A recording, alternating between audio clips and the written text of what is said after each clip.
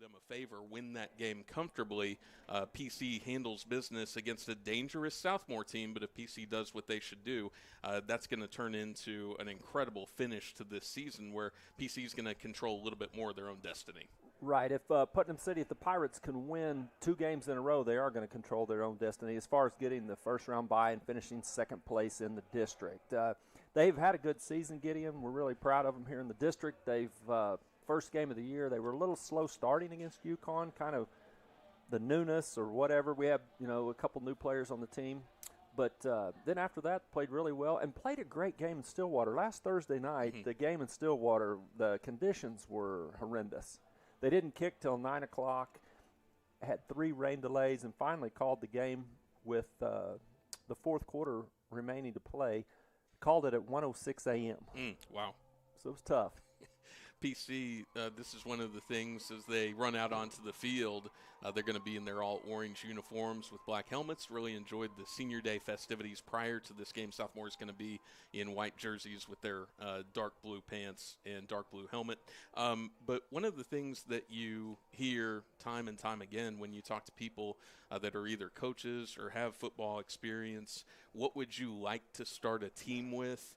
And that's really strength up front. And that's what Putnam City has this year. Their offensive line is really, really talented. Of course, we're going to follow the ball tonight, and we're going to talk about these amazing plays that their skill position players make, starting with their quarterback and some really, really talented wide receivers. But it's not really possible unless those guys are getting time. And I think they've really had that this year, and that's one of the reasons they've taken off. Yes, the offensive line's coached by Carlos Rhodes, and he's just done a great job this year. And the defensive line, both lines, offensive and the defensive line, they've played well. They've given our quarterback and wide receivers time to execute and run plays, and so it's been very effective. This is the best line, Gideon, we've had in 15 years. Oh, really? There's no question. And you can see how that really correlates to success. It really is and starts up front for each of these teams. Nice turnout here tonight on Halloween night, festive night, as Putnam City is going to run out onto the field. Pirates, if you're obviously watching this on PCTV, we'll move from our right to our left here, and Southmore is set to kick it away. Back deep to return for Putnam City is number 13, Mitchell Taylor, who's in the middle of that trio of Pirates, standing about the 10-yard line.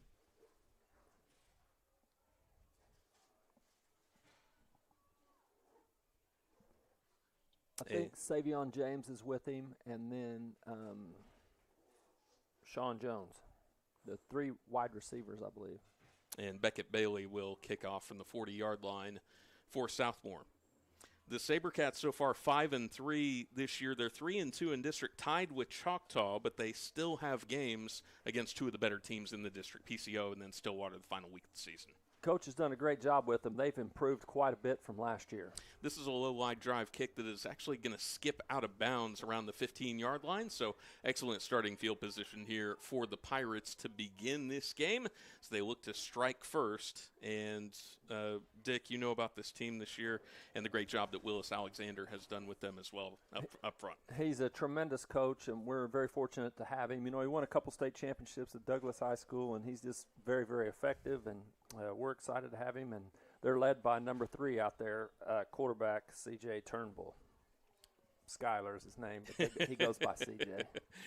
And C.J. will operate here from the pistol formation and a little bit further back to Roderick Sloan, who will be the lead running back.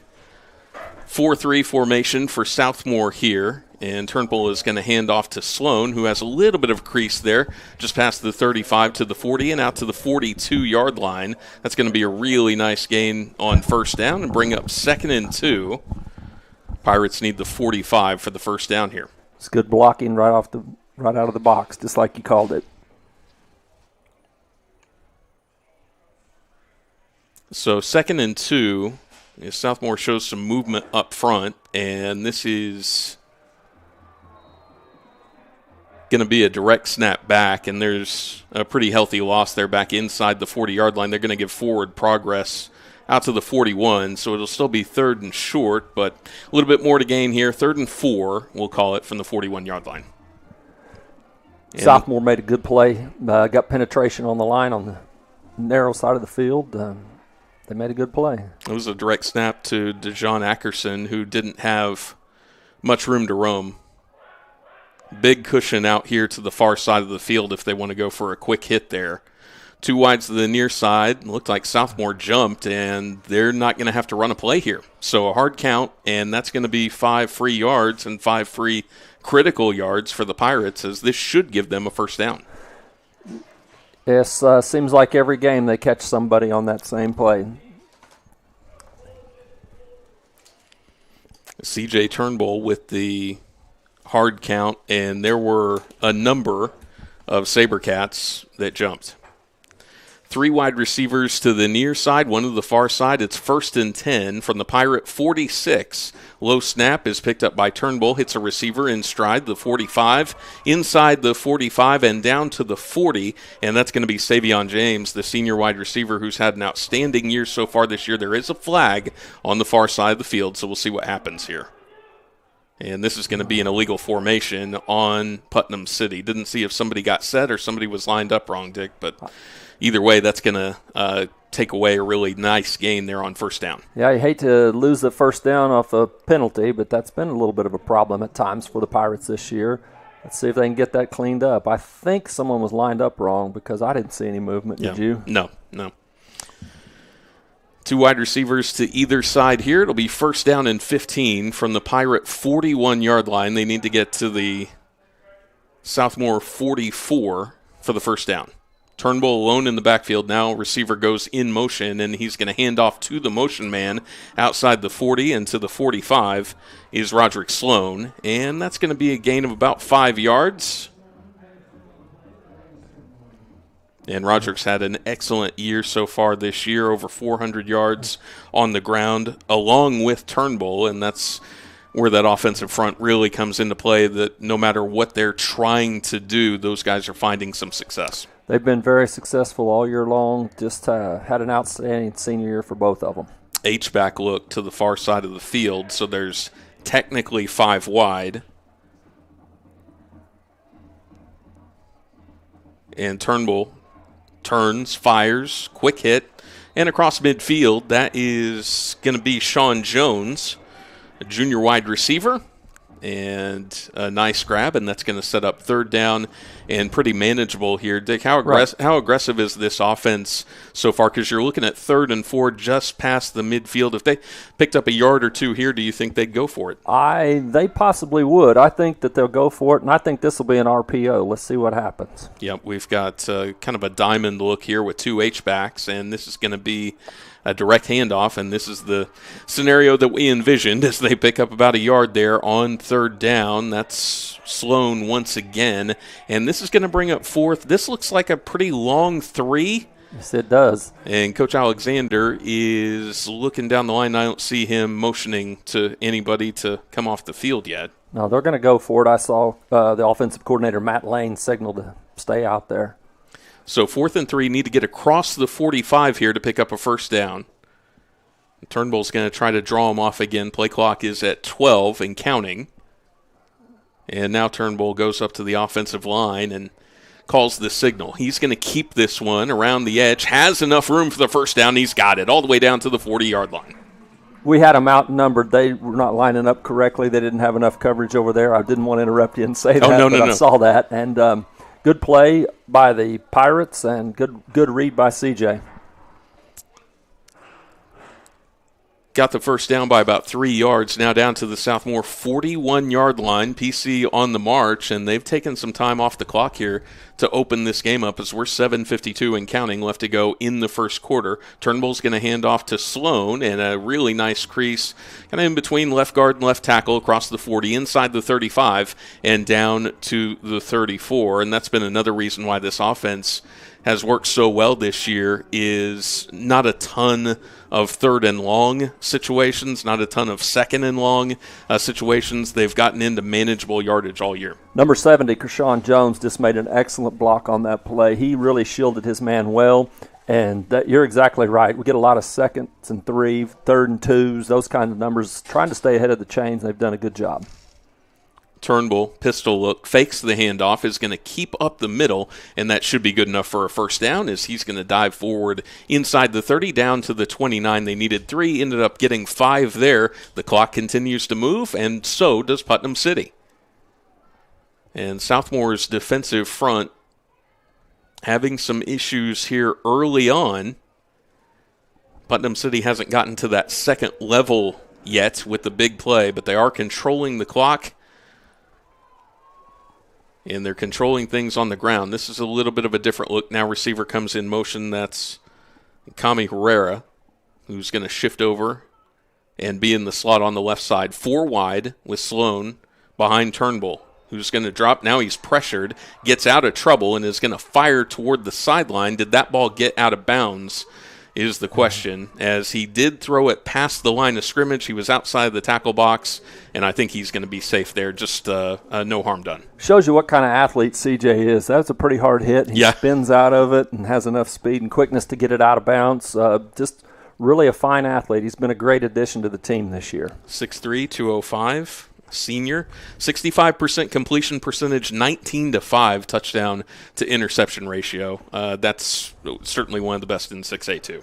Well, and you can see that play. He's strong and he's fast, and it's really been fun to watch. 2 wide to the near side, 1 to the far side, so they're a little bit tighter up front, but that does not stop Naquane Carter from getting in and getting to the quarterback. And Dick, he is the guy that you talk about when you talk about this Southmore defense. Really talented defensive lineman. He's headed to Kansas next year. Oh, he's a great player. Unfortunately, I saw him against Putnam City North, and he dominated that game.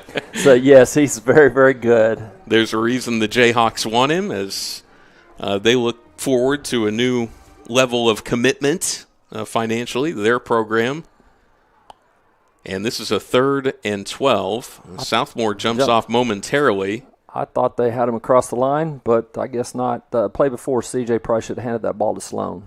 2 wide receivers to the near side. That's where CJ's going, and this pass is complete. Inside the 25, inside the 20, inside the 10, and all the way inside the 5. A huge play on 3rd and 11 there as he hits Savion James and hit him in stride where Savion was going to be able to pick up an extra 4 or 5 yards. Then he kind of did the rest on his own. That was an outstanding run after catch. You have to be impressed by that. Savion, you said it earlier, he's had a great year. He's been fun to watch as well. Really improved as a football player over the last 2 years. Now, this is the first time that we're going to see an I formation for Putnam City. H-back lined up to the right side, only 1 receiver out to the far side, and the handoff is Sloan. He's got room, and he's got the end zone. Touchdown Pirates to open this game. A long scoring drive, and PCO is up 6-0. Yes, that was 65 yards, but it was a nice mixture of run and pass, if you think about it. Probably 25, 35 yards both areas. I don't know, went 65 yards. I thought they played well. Had 1 penalty, probably lined up incorrectly. I thought it was a very strong drive. The way to open the game was very positive. A 4th down conversion and that big 3rd down and 11 pickup is what helped put the Pirates in position. The extra point is up. It's good. And PCO leads Southmore 7-0 with 5:11 left to go in the first quarter. You're listening and watching the PCTV.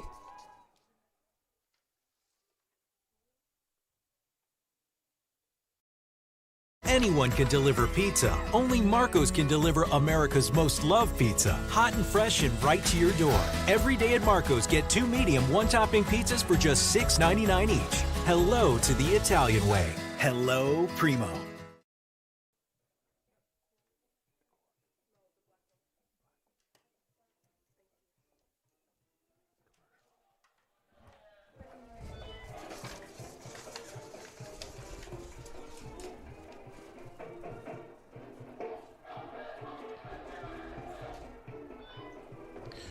You're watching PCTV. This is coverage of Putnam City High School taking on Southmore. The Jaguars looking to answer an opening scoring drive by the Pirates here. Southmore 5-3 this season. They defeated Westmore to begin the season, lost to Moore, then defeated PC North 43-14. That's the game you were talking about, Dick. Defeated Grant Nike in blowout fashion, lost to Choctaw 50-29, lost to Piedmont 41-19, sandwiched in between there was a blowout victory of Northwest Classen. Even in the games that they've been defeated, they've showed some upward mobility, and here's a short kick, and a return is going to set up Southmore in pretty solid field position as Colton Ashley takes it out to the 39-yard line, and that's where the SaberCats will begin here with 5:02 left to go in the first quarter. Yes, Coach Jones, I think, has done a great job. I mentioned it a little earlier. Yeah. This is the best team they've had in a few years, and I think he's done well with them. They've improved, and they're definitely going to be a playoff football team and obviously playing for a better seed. But he's done well. His staff and the kids, they've all bought in, and they're a much better team than they were last year. So keep an eye on Taven Hayes, who is their starting quarterback. Tylen Diggs is going to be in the backfield alongside him. He's going to hit a receiver, and this is a really nice gain across the 45 and out to the 48, and that is Ashton Jay, the junior receiver, with the catch, and that's going to be close to a first down, just about 1.5 yards shy. Jay's a really good player. He had a big night in that PC North game too, so he's definitely a capable wide receiver, and they're going to have to keep an eye on him tonight. Southmore just shy of midfield. Need to get the 48 for the first down. H-back to the far side. 2 receivers there as well, and that is where Hayes is looking. Has his receiver. It's caught. They needed 2. They ended up getting 7, and the reception is made by Lance Lingo. The Pirates on defense are playing a little soft. I think they're going to have to come up and press a little harder. They have the safeties in the middle over the top, but you have to cover these 2 wide receivers a little tighter. They're going to throw those short routes on you. Completely agree. A little bit too much cushion on the outside. Pistol look again, and here's another quick throw to the boundary on the outside, and more running room, as that's going to be a catch that was made 2 yards in the backfield technically, and ends up being an 8-yard gain just because there was nobody out there to cut off the angle. Well, the play before they went that side as well, and they're lined up that way again. You can see we need to have another guy over there. I don't like the defensive alignment. They got 3 over there. Got a quad stack, yeah. And we have no help over there. I don't know that they've shown this. I think the coaches are going to have to adjust because they've got 3 up front to block the 1. Yeah. So you could see it there on the stream. Trips wide outside the numbers with the receiver behind that, and basically those guys were acting as blockers for him. It's tough not to get 3, 4, 5 yards in that alignment, and we're seeing it again over there. And, I think you have to commit and rotate. And here's a handoff and breaking outside left tackle. This is going to be a really big run. There is a flag as getting inside the 20 was Tylen Diggs, and that's a shame because that was going to be a big gain for Southmore, but this one's probably coming back. Well, the way they're walking back, I think it is. Chain crew made a mistake and left early. They're supposed to stay until the play's over with, but they made a mistake. Looked like it was holding. I think Trip Alexander, number 8, I think he was held by the tackle on the outside there. And they wanted to try to do some different things in that formation. I thought they might run right counter to try to tell a little bit of a story there, but that gap was there. I don't know if the hold needed to be made necessarily because it looked like he was going to be able to bounce outside that. Good play calling by Coach Jones and the staff. I don't think they've shown that formation. I haven't seen it all year long. I certainly didn't see it in the North game, but you can see PC has to adjust a little bit. If they don't, they will get outmanned, and that's a problem. And what has happened here is this is going to be – is it third down with the penalty? I thought it was second down. Yeah, I thought they just did made too. a first down. Yeah, I think the marker is wrong. I think the scoreboard is right. So I think it's second down and 11 after the hold. I agree with you. And the officials are having a conference, as you can see, over at about the 45-yard line to see where this ball should be placed. 3:07 left to go in the first quarter. Putnam City leads this one 7-0. Yeah, the first quarter is moving by quickly. 19 minutes of clock time, and there's 3 minutes left in the first quarter. That's what happens when you control the ball on the ground. And both of these teams want to do that. Now, Coach Jones, they'll run a spread, but they want to run out of the spread. They want to create some creases and do that, and they have done that well. Back to throw is Hayes, and he's going to be flush from the pocket, zips it deep downfield. And that one is – did he catch that? Did he have his heels in bounds? Said he yes, did. at the 15-yard line. What an incredible adjustment there by Ashton Jay, as that looked like that was going to sail out of bounds or maybe be deflected there. He had both heels inbounds at the 15-yard line. What an incredible catch. Here we go with this formation that's unique, and you actually need another Pirate over here. Yeah, there's only 2 defenders, 3 receivers over there, and the inside handoff once again is to Tylen Diggs, and he's going to have a seam behind the right tackle and the right guard inside the 10-yard line. They're going to mark him down at the 8. And they can get a first down at the 4, so this is a critical set of plays right here. Both quarterbacks have kept plays alive when it looked like they were in a lot of trouble, and both of those plays have set up their team in good scoring position. Yes, Hayes made an excellent play on that pass to Jay. Trips wide, only 2 defenders out there. And they're going to throw that way, and the catch is made, and this is going to be down to the 2-yard line.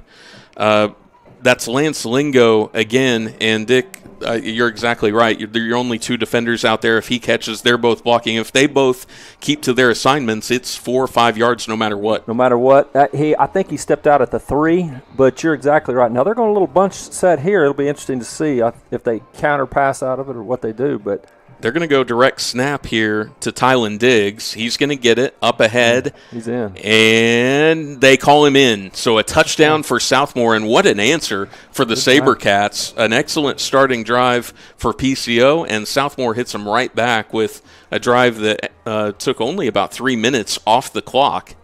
Right. You know, both teams have made it about 65 yards. In my math, I think Southmore made it about 63, and I think the Pirates made it 65. So both defenses need to do a little bit better. Yeah. The games that we've looked at for Southmore, offense has not been the issue, and this is going to be a 2-point attempt, and Putnam City wasn't lined up right, and that's going to be an easy conversion for Tylen Diggs. There were only about 2 or 3 defenders there in the line. Everybody was spread out. It wasn't a traditional swinging gate, but there was not a lot of traffic in the backfield, and if there's not enough defenders there, that's a pretty easy proposition for a guy like Tylen Diggs, who is going to be able to finish through contact anyway. He just didn't find any there. Well, they have some problems. They need to have some communication. I think the assistant coach wanted to call timeout on that particular play. I saw him talking on the bench, and you have to be lined up correctly. It doesn't matter if they're putting them way outside or whatever. You cannot get outmanned, and right there, PC High was outmanned, and then no one came with the guy in motion. I think he could have handed it off to the guy in motion for the score as well. So as good as PCO looked on their opening drive, they now trailed this game 8-7 with 2:01 left to go in the first quarter. Yes, they definitely an exciting first quarter. If you like offense, it was really productive. There were not many drop passes. It was 2 really outstanding drives, I think. Well, we got time for one more here, perhaps, or the meat of one more. That's what the Pirates hope, as Beckett Bailey is going to kick this one away for Southmore. Remember, the first one went out of bounds. This one's going to be a deep kick, and this will sail out of the back of the end zone, and so Putnam City will have it at the 20-yard line. Longer to go here for the Pirates on senior night, as Roderick Sloan scored the first touchdown of this game. And Tylen Diggs answered on the other end of the field. PC takes it far hash with 2:01 remaining in the first quarter. I like Diggs, too. I think he's a nice player. Yeah. Junior, and I think he'll get some looks at some nice college programs. No question. Trips wide to the near side. Back goes in motion. Turnbull is going to hit Sloan out of the backfield, and Roderick is doing a terrific job out past the 30, 35. Looked like there was a horse collar attempt. I don't know if they got enough of it to warrant a penalty, but that's going to be a huge gain on first down of about 17 yards just on a simple swing pass. Yes, it was excellent downfield blocking by Savion James, and number 13, also Mitchell Taylor, did a great job of blocking down the field. And that was running Sloan behind the Trips and kind of setting up a convoy for him. 1st and 10 from the Pirate 39-yard line. Minute 32 left to go in the first. And here's another quick hitter. And this is going to be Savion James, close to another Pirate first down.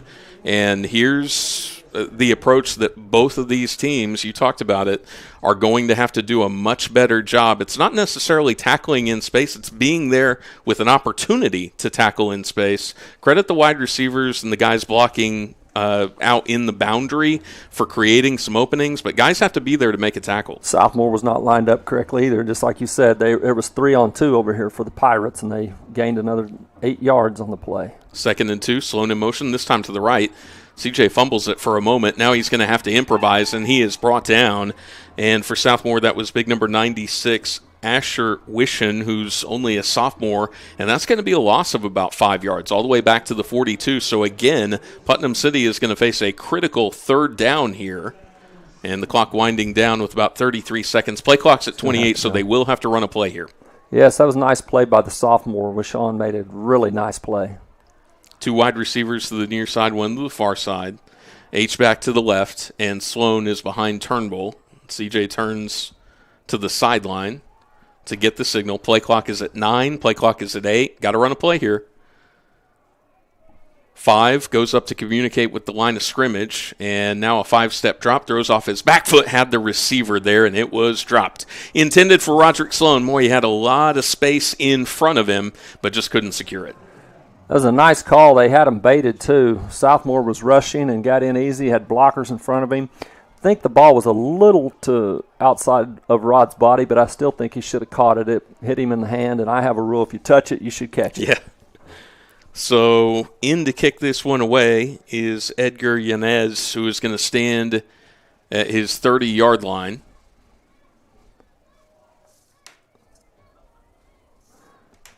Southmore's got a lot of guys on the line of scrimmage. And there is going to be some pressure. This one is away. This is a wobbly kick that's going to be fair caught inside the 40-yard line by Mason Heathington. And Southmore is going to have an opportunity here technically to add to their lead. So after 1 quarter of play, Southmore leads Putnam City 8-7. You're listening and watching PCTV.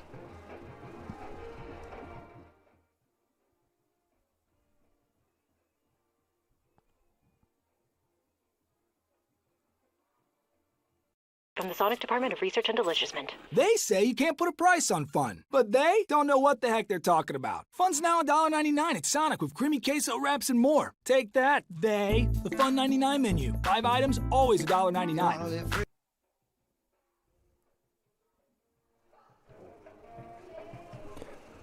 Yeah, statistically, the first quarter, Gideon, I had the Pirates at 93 total yards and Southmore at 63, but where it matters most on the scoreboard, the Pirates are down 8-7, and it'd be interesting to see if the Pirates made some adjustments on the defensive side of the ball.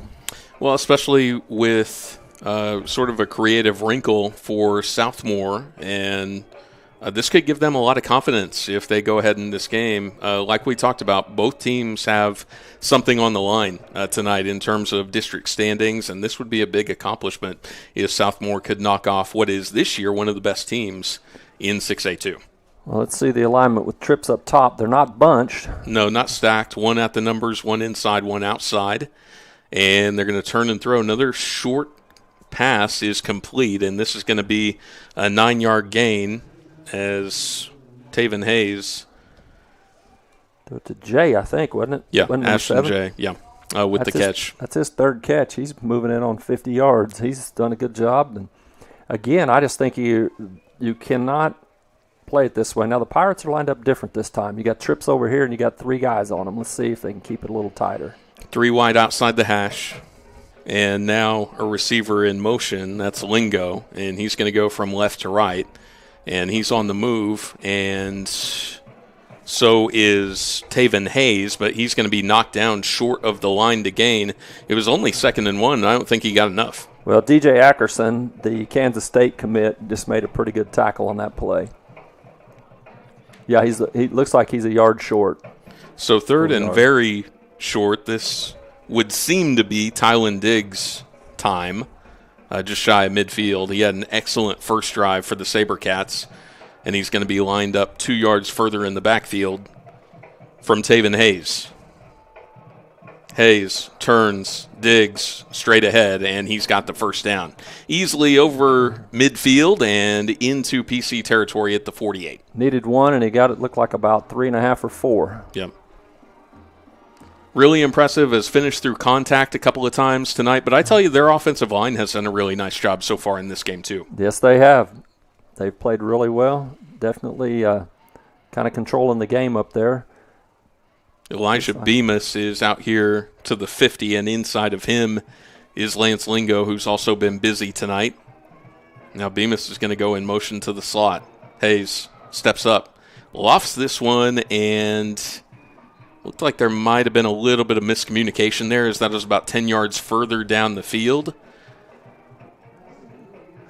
Yeah, I don't know if that was his first read or not. I couldn't tell. But that definitely is Hayes' biggest miss of the night. He's really been very accurate. And so either miscommunication or timing or something.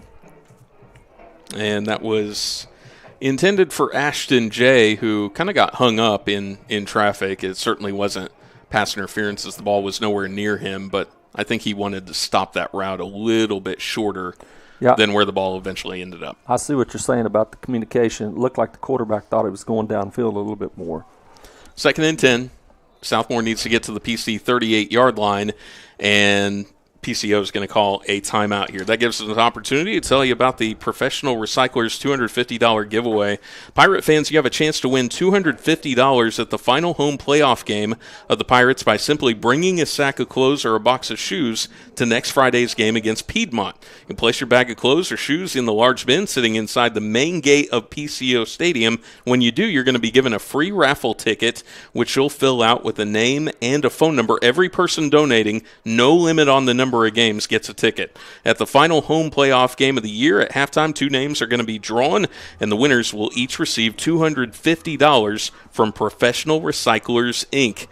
And PRI has given over $100,000 in the last decade to Putnam City School District because of their bins located at many PC district schools. All donations at PCO home games will go to the PCO football program. Yes, Professional Recyclers is definitely a big partner of the district. Well, so far in this drive, the Pirates have done a little bit better job of matching up. I mean, they've not, been outmanned. We'll see. Looks like they better get some more guys in the box. They have an interesting backfield set here. Yeah, you've got 2 running backs behind Taven Hayes. Now, one of them is going to go in motion, and Hayes is going to throw to the far boundary, and that is complete. And once again, that is Ashton Jay. This is going to be a pickup of about 9 yards. And it's pretty simple, Dick. It's about a 5-6 yard route, turn, ball is there, head up field, and they've gotten some excellent mileage out of that so far this evening. Yes, they have. Looks like the down and distance marker is broken on the side over there.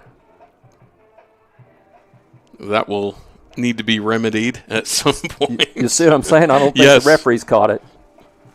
Yeah, the padding on the stick is off, and this is great pursuit in the backfield. Wow, what a play on 3rd and 1 there by the Pirates, and coming up to create pressure there. DJ Ackerson and Trip Alexander kind of combined for the tackle. Yeah, that was a big play. Yeah, that was great stuff. Tylen Diggs was trying to bounce that to the outside, but that's really one of the first times that he's felt pressure in the backfield. So an excellent play by the Pirates. The problem is they're going to have to do it again here because the second down play set up 3rd and short. Now we got 4th and 2 from the 40-yard line. SaberCats need to get to the 38. See if the Pirates can keep discipline and not jump. And this is going to be a direct snap to Tylen Diggs, who's got blockers built in front of him. He's going to follow them and spin forward, and I think he's got just enough. Needed a couple of yards, and he ended up falling forward for 4. Another strong play. And this keeps the Southmore drive alive as we're under 9 minutes to play in the first half. Southmore with an 8-7 lead over Putnam City. And looking for more here as they check with Coach Jones on the signal.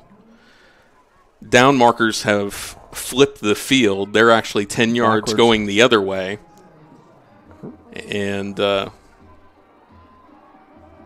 a couple issues on that. Let's cruise. that side. Hayes turns, had a man open, but that was incomplete. That's really one of the first times that he's looked for Elijah Bemis in this game and kind of overshot him into the sideline. I think that was another miscommunication, again, like you're talking about. I don't think the quarterback and the wide receiver were on the same page. And it's a shame for Southmore because he's open by a good 3 or 4 yards. He can probably turn that upfield and get a first down. Yeah, he was definitely open. Trips wide to the far side. Bemis remains down here to the near side where we are. Hayes is going to turn, fire to Bemis. Now he turns outside, and that might be what they wanted to do in the first place, and that's a pretty healthy gain of about 6 yards there on second down to set up a 3rd and 4. And the clock is just rolling. Referee's signaling to run the clock, and the people downstairs on the clock are not paying attention. And again, what this does with a guy like Sloan or a guy like Diggs and these offensive lines playing the way that they are when you set up a 3rd and 4, it's incredibly manageable, not only for this play, but if they do need a 4th down in their back pocket. Yep, well, here we go again. And it's definitely 4-down territory. You're not going to punt to give up 10 yards. They've thrown and run out of this, and again, this is Diggs. Looks like he's real close to the first. Maybe not, but the side marker there, side judge, it's going to be 4th and a long maybe one, a yard, maybe 2. Maybe a yard and a half here, yeah. They're going to mark him down at the 29, and I think he needs to get inside the 28 for the first down. So they run out of that unconventional trips wide set. Now they're just going to go with a straight wildcat with 2 blockers in front of Tylen Diggs. But look Fakes at that. right up the middle. He's got space. And inside the 15 down to the 11-yard line. And that was a touchdown saving tackle made there by Bishop Moore in the backfield. Diggs is coming off. Looks like his ankles bothered him a little bit. And maybe the way that he was tripped up, falling on a little bit. But he's been excellent so far in this game. So we'll see how they fare in a little bit more of a goal line situation here. They can get a first down without getting a touchdown as the ball's going to be spotted just outside the 11. Taven Hayes out of the pistol, looks left, and now he's going to be pressured and dropped. DJ Ackerson. What a game he's having so far. That's going to be a big loss all the way back to around the 20-yard line of about 8 yards. So you go first and almost goal to go, and now you're back around the 20-yard line. That's a big play by DJ. You can see why he's the top 30 player in the state with his speed and acceleration. I actually think that was a delayed blitz. I don't think it was all out from the start. So Hayes has Lingo in motion from right to left. Long way to run to get outside the numbers. And watch those 2 guys. And that's where he goes. This is caught by Bemis, and that's inside the 15-yard line down to the 12. So Elijah Bemis, his second catch of this drive. That's going to get most of the sack yardage back, but they're still outside of where they started this at around the 14-yard line. Yes, and in the top half of the formation, number 7, Jay, is one-on-one against the Putnam City cornerback Powers. So let's see if the Southmore coaches look at that matchup. 3rd and 13. The running back is Jacoby Roberts, who had to come in for Taylon Diggs, who got banged up a couple of plays ago. Hayes, straight drop. And this is going to be an end around here. This is Bemis, and a really, really nice play made by Putnam City's number 24, and that is Jonas Stinson-Powers, who comes up, cuts him down, and that's going to be another big loss. So 4th down from around the 19, and this is going to have to be a field goal attempt. That was an outstanding open field tackle. Yes, it was.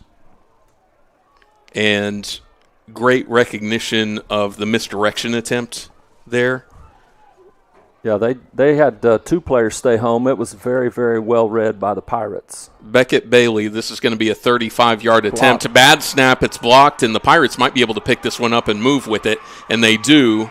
Didn't see who got a hand up, but the Pirates pick that up and take it all the way back to the 42-yard line, and this is a big-time momentum shift in this game. that has been created really by a couple of excellent defensive plays inside the red zone for Putnam City. We're going to see if it was replay. I think it was either Ackerson or Keandre Huffman. I think it was number 6 or number 7. I couldn't see who got it. But the snap, you called it correctly. It was not handled right, and that gave the Pirates enough time to block the field goal attempt. And with the recovery, Pirates are going to have it around midfield. Here's a pitch to Sloan, and he had trouble kind of corralling that ball for a second, and that's going to cost him a little bit of time, and he was dropped a couple of yards shy of the line of scrimmage. Yes, Carter got in there again. He's pretty tough to deal with. Yes, he is. He's had an excellent year so far, as we mentioned, headed to Kansas next year. There were a lot of D1 programs that were looking at him, a 3-star. Well, he's definitely dominated in both games I've been able to watch him. 4 wide to the far side of the field for PC. We'll see if they go that way. They do, and here's a slot screen. The ball's loose, and I think Putnam City, fortunately, was able to fall on that. One of the linemen got it around the 42-yard line, just a couple of yards of a loss there, but that could have been a disaster. Yes, that Putnam City was fortunate to get back on that ball. Taylor fumbled that. It looked like it was a play that had an opportunity to have some success, and he just didn't hang on to it very well. Timberlake was the lineman who fell on that. Came up hobbling a little bit, but he's going to stay in the game. But that was a really great show of awareness by him to find the ball and retain possession. So it's 3rd down and 15 for PC here. Turnbull flushed, and he is going to be brought down all the way back inside the 30-yard line, down at the 27, and that was Sean McCrae who finished him off. That's a good play by McCrae. The Pirates are going to have to do a better job blocking. Their offensive line had a good first series, but they've not played as well in their next 2 opportunities. I think both defenses have really risen to the challenge over the last several drives here. Had to be disappointed with the way that each opening drive went for them, and I think some recognitions and adjustments have been made here in the second quarter. Snap is back. Kick is away. This is going to be a low line drive kick that's going to be fielded at the Putnam City 46-yard line. Reeled in by Mason Heathington, the senior, and Southmoore is going to have it again. 2:47 left to go in the first half, still with an 8-7 lead.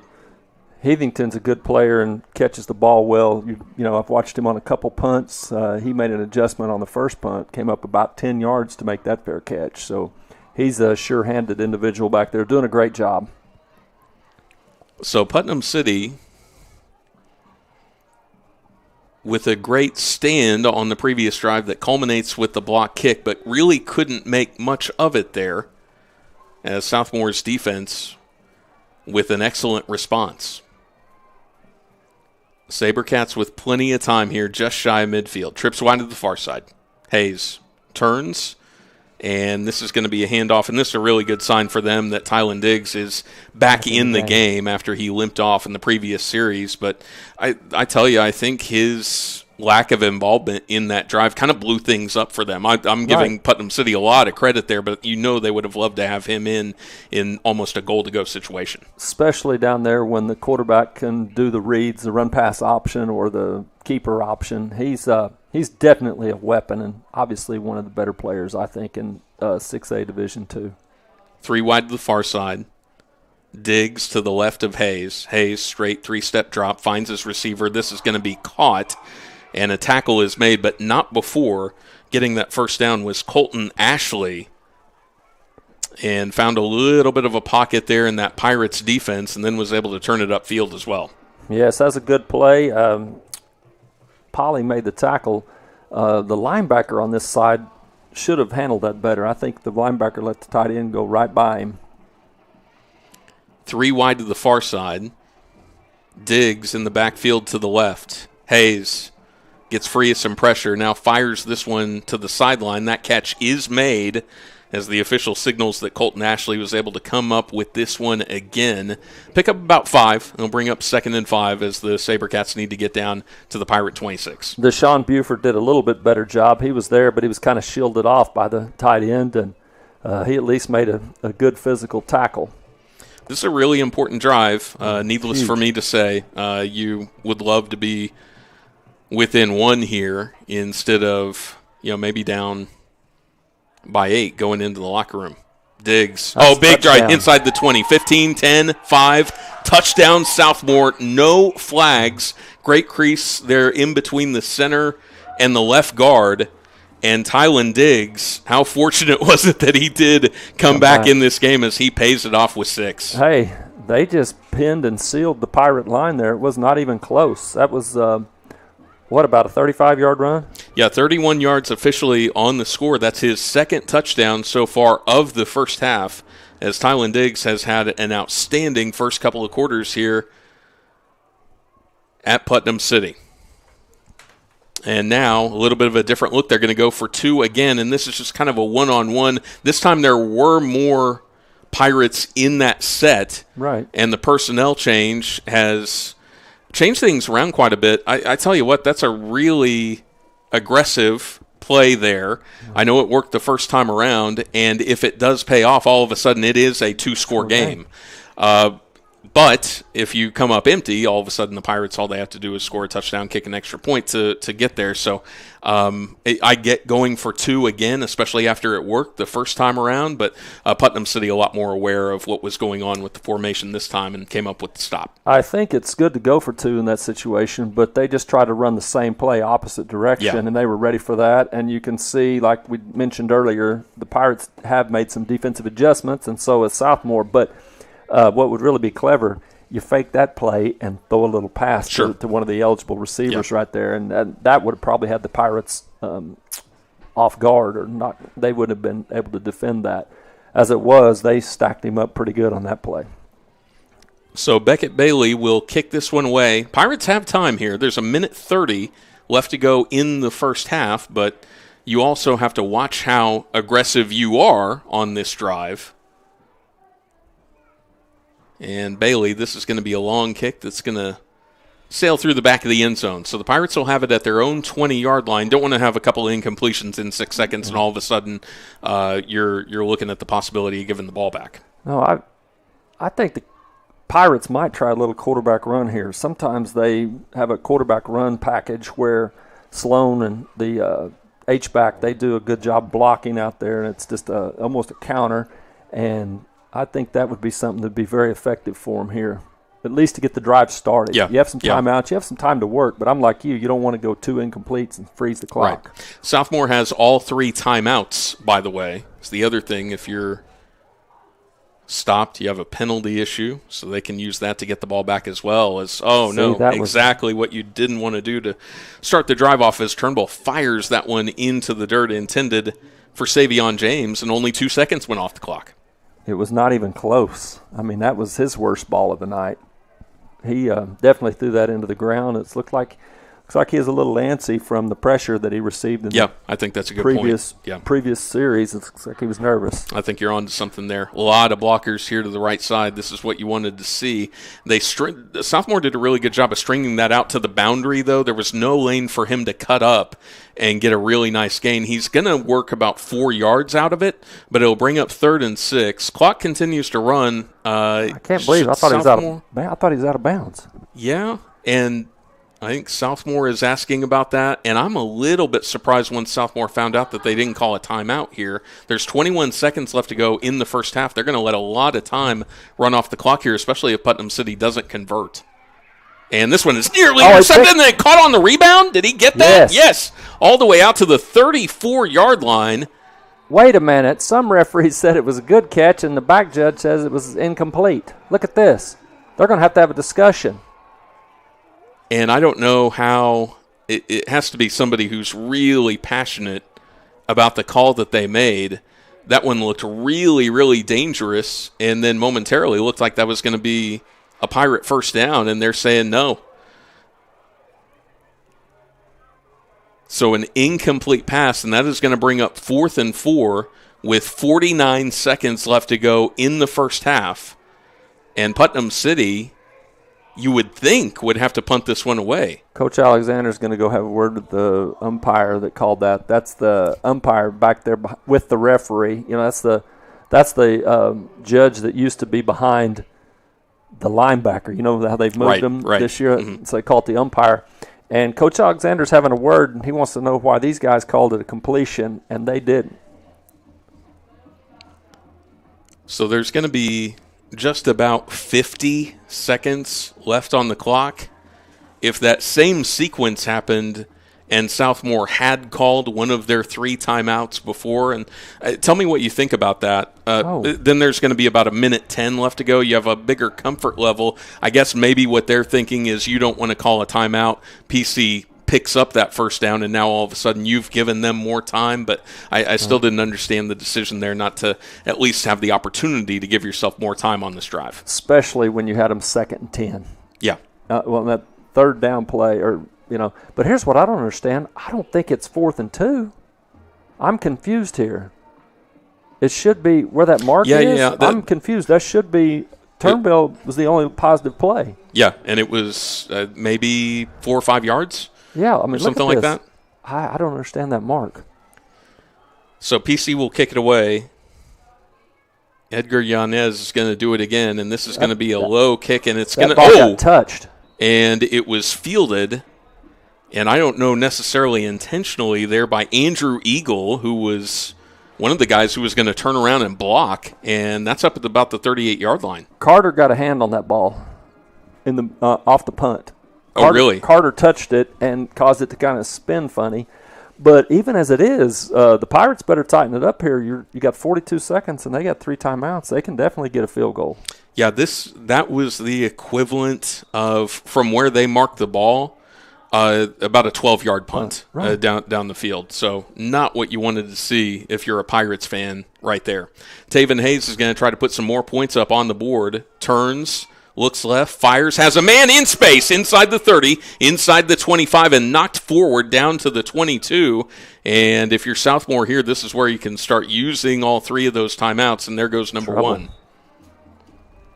And again, Elijah Bemis, who's been much more of a factor here in the second quarter, is able to get a gain of, we'll call it 17, all the way down to the 23-yard line. That's definitely a big play. The Pirates are having trouble covering the pass. They are not doing very well in the pass. Of course, they've scored on run plays, but they've been having a lot of success, Southmore has, with just short passes. Yep, it's all intermediate routes. Typically when you say, they just really, really hurt us in the passing game, it's guys going deep. It's guys getting over the top. It's guys using an advantage there. Here, it is all about opening space to give those receivers to not only catch, but then turn and run upfield. And the Pirates safeties and corners are going to have to get closer and be more competitive early in the route. They've not been beat deep. They've been beat on short stuff, and it's just causing them to be gouged up the field. 3 wide receivers to the far side. And you can still run if you want to. Tylen Diggs to the left of Hayes, who turns, and now he's going to be pressured, needs to get rid of this one. He's going to fire it downfield out of bounds. That's a good play. It's smart. They were closing in on him quickly. Pressure outside of that first drive for the Pirates has been excellent in this game. Yeah, they've done a good job these last 2 plays. Last 2 series, the pressure's better, but they need to do a better job covering the guys. Yep. The line and linebackers have done a pretty nice job. And look at this. Slot has about 9 yards in. That's too big. If they elect to go there on the inside. Hayes. Well, there he is, open. Turns, and he's going to be pressured. He's going to have to lob this one downfield. And that was a terrific play made on the edge there. And for Putnam City, that was Bishop Moore downfield, who was able to knock that ball away at the 10-yard line. Would have been a tough catch, but Bishop was there to make sure. What a great effort by Hayes on that play. Yeah. It looked like he was giving it up, and he was really trying to throw it to a spot. It was really nice, and that was not his first read. That had to be about number 3. Yeah. And again, Pirates continue to get pressure here. And this would be really, really important to keep points off the board late in the first half to keep this a one-score game. Got to watch the screen. Diggs. They tried to wheel route. They held Alexander. Throws to the end zone, and that is going to be underthrown, and a flag is thrown into the end zone. That was underthrown by about 5 yards. And this is on completely the opposite side from us, but, man, I didn't see a ton of contact there. Oh, he called offensive pass interference. He called offensive pass interference. That would make a little bit more sense because that was where the space was created. Yeah, I was wondering. I thought the initial flag, I thought that was going to be called on Huffman against PC, and I thought, what in the world was that flag for? But no, they definitely called it on Southmore. I still say this next play coming up, you have to account for Tylen Diggs. Yep. I mean, they could throw a screen to him. They could do a lot of different things. Mm-hmm. You have to account for him. He is absolutely someone that you better watch. Matter of fact, a lot of coaches don't like to do this, but I'm not so sure that you don't spy him with somebody. This is, after the play, this is going to be a third down and about 25 or so for Southmore. 14 seconds remaining. They still do have 2 timeouts. Hayes pressured. Lobs this one downfield, has a receiver, and that's caught at the 25-yard line, but then brought down at the 20. The reception made by Braylon Mullins. And Deshaun Buford was down there to help with the stop. So 5 seconds remaining here in the first half, and did that get them far enough down the field where they're comfortable with the field goal attempt? I don't know. They may throw it to the end zone. I mean, either way, Pirates are going to have to make a good play to stop them. So far, considering what happened with the deflected punt and them having the ball at the 40 with just under a minute to go, so far everything is going according to plan for Putnam City's defense on this drive. You just have to finish it off. Right. It'll be interesting to see what Coach Jones decides. He's made a lot of great calls tonight. It'll be interesting to see if he decides field goal to go make it a 2-score game or if he can kick it. And their kicker's been knocking the ball pretty well off the kickoffs. He's going through the motions right now. We're talking about Beckett Bailey, who nope, he's staying on the sidelines. Has a strong leg. Well, no, he's been getting touchbacks, and I think he could do it. But I think this is definitely a play that you better watch Diggs. Yeah, unless there's a defensive penalty here, this will be the final play of the first half. Southmore leading Putnam City 14-7. And Putnam City jumps off. And that might have been the plan to try to get, that is. And so that's going to get it further within Beckett Bailey's range. So what they were going to try to do there, Dick, is get 5 extra yards. If nobody jumped off, they were going to call a timeout and run out the field goal unit, and it worked out. Just a lack of discipline. They were trying to go through there, and not only one guy jumped. We had, I think, 3 guys on the Pirate team jump. Yep. The corner over there ran across and hit Jay. Yeah, that's right. I did see him on the ground after the penalty was called. So this is going to be a 32-yard attempt. This would make it a 2-score game. Bailey's got the leg. Hold down, kick is away, and it is good. That would have been good from about 20 yards further out. And Southmore races in to the locker room as they get a huge shot of momentum, and they lead this game 17-7 at the break. Coming up next, we'll talk about some of the things that we saw in the first half and some of the things the Pirates need to clean up, do better if they want to mount a come-from-behind win on senior night.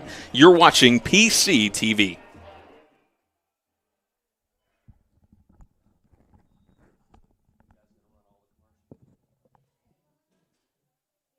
JimNortonBuysCars.com. Not only will Jim Norton Toyota's mobile buying unit come to your home or business, we'll guarantee to beat anybody's written offer for your vehicle by $500, or we'll give you a $50 prepaid gift card.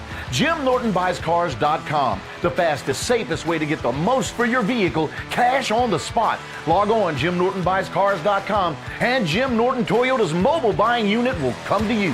JimNortonBuysCars.com.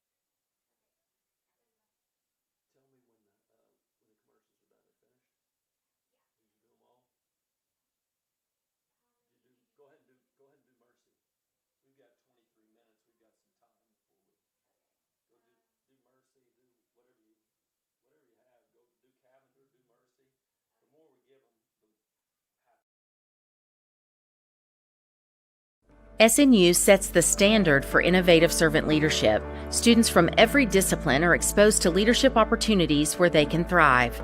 In more than 45 majors, students experience true integration of faith and learning, rising to be leaders in their field. SNU is the place for educators to take the next step and earn a master's or doctorate in education and leadership, with over 400 ed leadership graduates serving across Oklahoma. If you're starting as a freshman or earning a master's or doctorate, SNU is the place for you.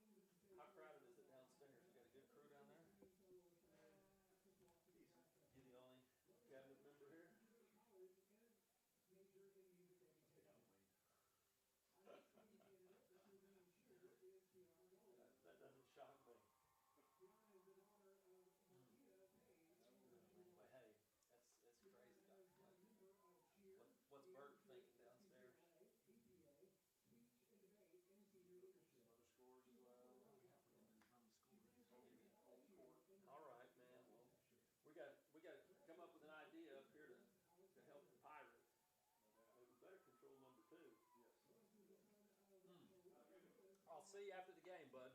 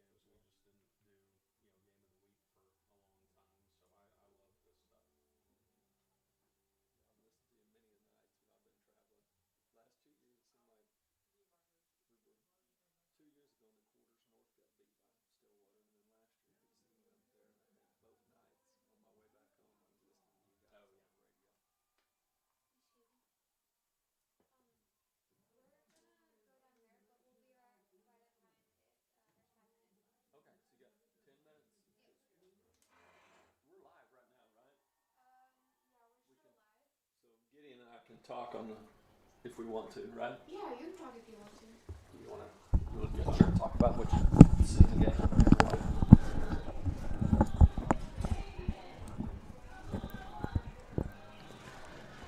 Hey, thanks for joining us on this edition of PCTV. It's coverage of Putnam City High School football. I'm Gideon Hamilton, along with the district AD, Dick Ballenseff. And then, Dick, thanks so much for doing this with me. This is a real, as I was telling you off air, this is a pleasure for me to be able to call high school football again. It's been a while since I've done so in this environment, in this game that means so much for either of these teams. We're going to go through a scoreboard coming up here, but you're looking at the beginning of the night with Piedmont, a really difficult task playing against Stillwater.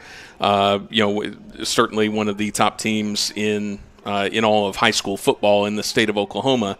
And you're looking at the beginning of this game. You're down 16 district points, and you might be a Pirate fan thinking to yourself, okay, if Stillwater takes care of business, maybe they get a double-digit win over Piedmont. And we can tell you right now that Stillwater is leading that game 14-0. It's only halftime, and that's still anybody's game. But you could kind of envision a scenario like that, a 21-6 type of win, a 28-14 type of win. And then you come out here against a Southmore team that, just based on some comparable results, you think you might be have an edge on tonight. And I bet you there's plenty of folks who came into tonight thinking, hey, you can kind of flip things in the standings, and going into that last game, then that game is really for all the marbles. Right. Right now, you're in a battle just to win this game, period. You're not thinking about anything beyond coming back and winning this game against Southmore, and that's because of some mistakes, and it's also because the SaberCats played really, really good in the first half. SaberCats have played a really nice first half, and they've done it in multiple ways. They have not necessarily done it just with the run or just with the pass. I mean, they're playing extremely well-balanced offensive football, in my opinion. They've hurt Putnam City in the past. They've hurt Putnam City on the run. They're just really look like they're focused and on their game. So the Pirates, in order to make this a close ball game in the second half, they're going to have to get going, and they're going to have to stop Southmore on the first drive, because Southmore's going to receive the opening kickoff. You're right, yeah. So they've probably dominated in time of possession, and they're obviously winning by 10 points. So it's definitely going to be interesting, and there's a lot of different scenarios that can happen, but you definitely need to put it together, and you still have a lot of football. There's time to come back from this game, but you have to get going. It's not something that you can just take lightly. After the first drive, the Southmore team, their defense, I thought it had adjusted really well to the Pirate offense after the first drive, and a little bit the Pirates did. They gave up the one big run to Diggs. You know, I think he really hurt them on that second drive, but the Pirates just need to take advantage of their opportunities, and just not really sharp. So you mentioned earlier that the Southmore team is also dominating the line of scrimmage on especially the offense. I think that's my one surprise from tonight. The offensive lines played really well. There were some improvements made, certainly, by the Pirates' defense as we went further into the second quarter. I think they sent more pressure. I think they figured out some spaces where they could attack and create some pressure on the quarterback for Southmore, and that helped blow up one scoring opportunity, and it helped limit Southmore to 3 on another one. So we do have to point that out as a positive for Putnam City. It was just that the middle stages, really talking about the first quarter and the first couple of drives of the second quarter, where Putnam City really couldn't figure out where they needed to be alignment-wise. One, you talked about it, Southmore is showing some different things than Putnam City probably saw on film, but you need to have the requisite number of players in a space to deal with the number of defenders. And I'll tell you what we talked about off the air. If you're running a trip set that is outside even the numbers, so we're talking about not trips wide, we're talking about trips way wide to the sideline. That's basically a running play. That's you're turning and you're throwing immediately, and you're using the two up men, so to speak, as a blocker. to have two defenders out there on the edge, it basically is like a math equation that's going to lead to you're getting at least 4 or 5 yards on this play as long as these guys handle their blocking assignments. And I told you, I don't know why you need another player in the box to account for the quarterback, because they have run out of that set. But either way, the quarterback is not involved in that play. So I think if they run that again, you have to have 3 defenders out at the boundary just in case. And if they run and Tylen Diggs breaks off a play, that's okay, but you can't live with 5, 6, 7 yards down the field. And I'll tell you why, Dick, is because not only is Southmore going to end up in the end zone again, but even if they don't, it's going to take up too much time. Too much time. And there a few years ago, many years ago actually, I remember watching an OU game against Baylor. I don't know if you remember this or not, but oh yes, yeah, 49-14. Yet sideline just kept. Yep. You remember what I'm Absolutely. talking about? Is Broyles, I think, was the coach. Art was the coach. Art Briles, yeah. Briles, and all they did all game long, they would run 5-7 yard pass routes, and the quarterback had a nice arm, or maybe 10-yard stops, and it's just pitch and catch, and they just go down the field 7 yards, 8 yards, 6 yards, 5 yards, 9 yards, 10 yards, and you cannot let a team do that. And as quick as they are and as accurate as the Southmore quarterback is, you have to get up on the line of scrimmage, and you can play a safety over the top in kind of a help position, but you cannot let them dink and dump all the way down the field, and they've done that successfully. PC High has to get a little more physical on defense as well. I think they haven't turned the ball over. So yep. I think they got to get more physical, and they have to match up. Now I think they did do a better job matching up, and you saw it on the swinging gate on the extra point play. The Pirates matched up a little bit better, and had some success stopping that. But here's the other situation: you get in a late game situation, and the score is close. If Southmore's on the 30-yard line, they might be in field goal position. Oh yeah, I agree with you. Number 29, Bailey bombed that one. He was over 40. That landed over by the scoreboard behind there, and we've seen him kick it out of the back of the end zone. Now it would land a couple of yards short and then bound through the end zone, but he's still got a heck of a leg. Oh. And so if you do come into a crunch time situation, you would feel really confident if you probably got the ball around the 30-yard line, just inside the 30-yard line, at least having a shot to win or tie this game or whatever the situation dictates. Now, this is my first time seeing Putnam City in action this year, and you're going to have to tell me about a couple of these players that have been really, really impressive so far in the first half for Putnam City. And that is, let's see, who was making the plays in the backfield defensively for them in the first half, Dick? Well, Keandre Huffman made the play in the end zone where you and I didn't understand the flag because we thought it was defensive pass interference, but they called offensive pass interference. Number 6, Keandre Huffman is a really good player. Tell me about DJ Ackerson, who's kind of been all over the field here in the first half. That's who I was thinking. Yeah, of. DJ number 7.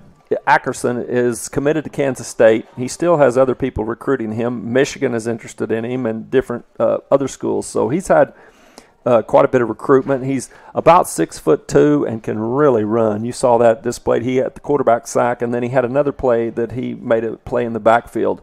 I hope he can make some big plays for us. He's an outstanding athlete all the way around. And against Choctaw, he picked a fumble on the kickoff, hit him on the full run, and he just outran everybody to the end zone. He's a really nice athlete. Been a 3-year contributor here at Putnam City High School, and he needs to make some big plays or something. Tripp Alexander's been a good defensive lineman for us. Also, Polly's good. Savion James, the wide receivers, had an excellent year as well, caught some passes. Just seems like the Putnam City offense, if you want to jump to that side of the ball, they've not been able to get into the flow after that first drive. Yeah, what happened there? Southmore has gotten some decent pressure up front, but it feels like Putnam City has just kind of shot themselves in the foot a couple of times. I think that CJ got tackled in the backfield a couple times, and I think that's made him a little antsy to get rid of the ball a little earlier than he wants to. He's really had a nice year passing the ball, running the ball. I don't know that they've tried to do that enough tonight. On that last series, they had the ball when they were down 7. The second play, they tried to do a quarterback run, and Southmore strung it out, and I think he got 6 or 7 yards at the most. I think they have to have him have a successful quarterback run game the second half, and they have to hit on some passes. There's nothing else to it. They've been very successful this year in the games they've won, and even against Stillwater, they've run some excellent post patterns, and I don't know if Southmore haven't paid that close of attention if they've played the double deep safety to try to keep James out of the middle of the field, but he's been very successful running the post pattern this year, so Putnam City has to do something. You're going to run out of time and be in a problem.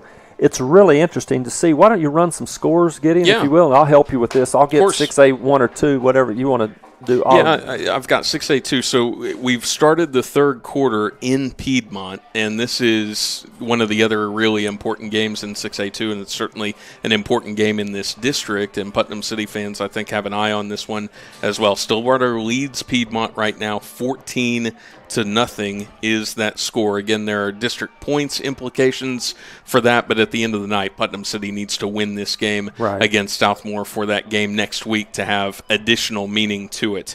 Now, there was a score that kind of surprised you, I think the margin anyway, and this was Muskogee taking on Sapulpa. What's going on there? 29-8 at this time. It shows at halftime Sapulpa is beating Muskogee, and that was just a little bit of a shock. And not that Sapulpa's winning, but to be winning by 3 touchdowns was pretty strong in my opinion. So we'll see what happens the rest of the way there. Sand Springs is putting a pretty good lick on our Panthers tonight, 20-0 in Sand Springs. A good team. Yes, they are. Got a good squad. Good squad, no doubt about it. I want to go back to something we're talking about, different scenarios, and I don't want to get into it, but I would like to. You have the right idea. Putnam City needs to try to have a really strong second half, win the game. Yeah. If Putnam City lost this ball game, that would give them 2 losses. If Piedmont loses tonight to Stillwater, that would give them 2 losses. Right. So the game next week would even be a bigger situation, because if Putnam City can finish the regular district, let's say they lose tonight, just different scenarios. If Putnam City can finish with 2 losses, that would have them tied with Choctaw with 2 losses. Right. And Piedmont would lose the game. That would give Piedmont, I believe, a 3rd loss, because they lost to Choctaw earlier this year. Then they lost to Stillwater tonight if they lose. Yes. And if Putnam City beats them, as far as district play goes, it's not the way to do it. The way to do it is to win the games and get in there. Right. But that would be a head-to-head tie with Choctaw and Putnam City. Mm-hmm. And in the tiebreaker, the first tiebreaker in district play is head-to-head competition. And the points will not come into play. Points come into play if it's a 3-way tie. Gotcha. So Putnam City needs to play better, and try to win this game.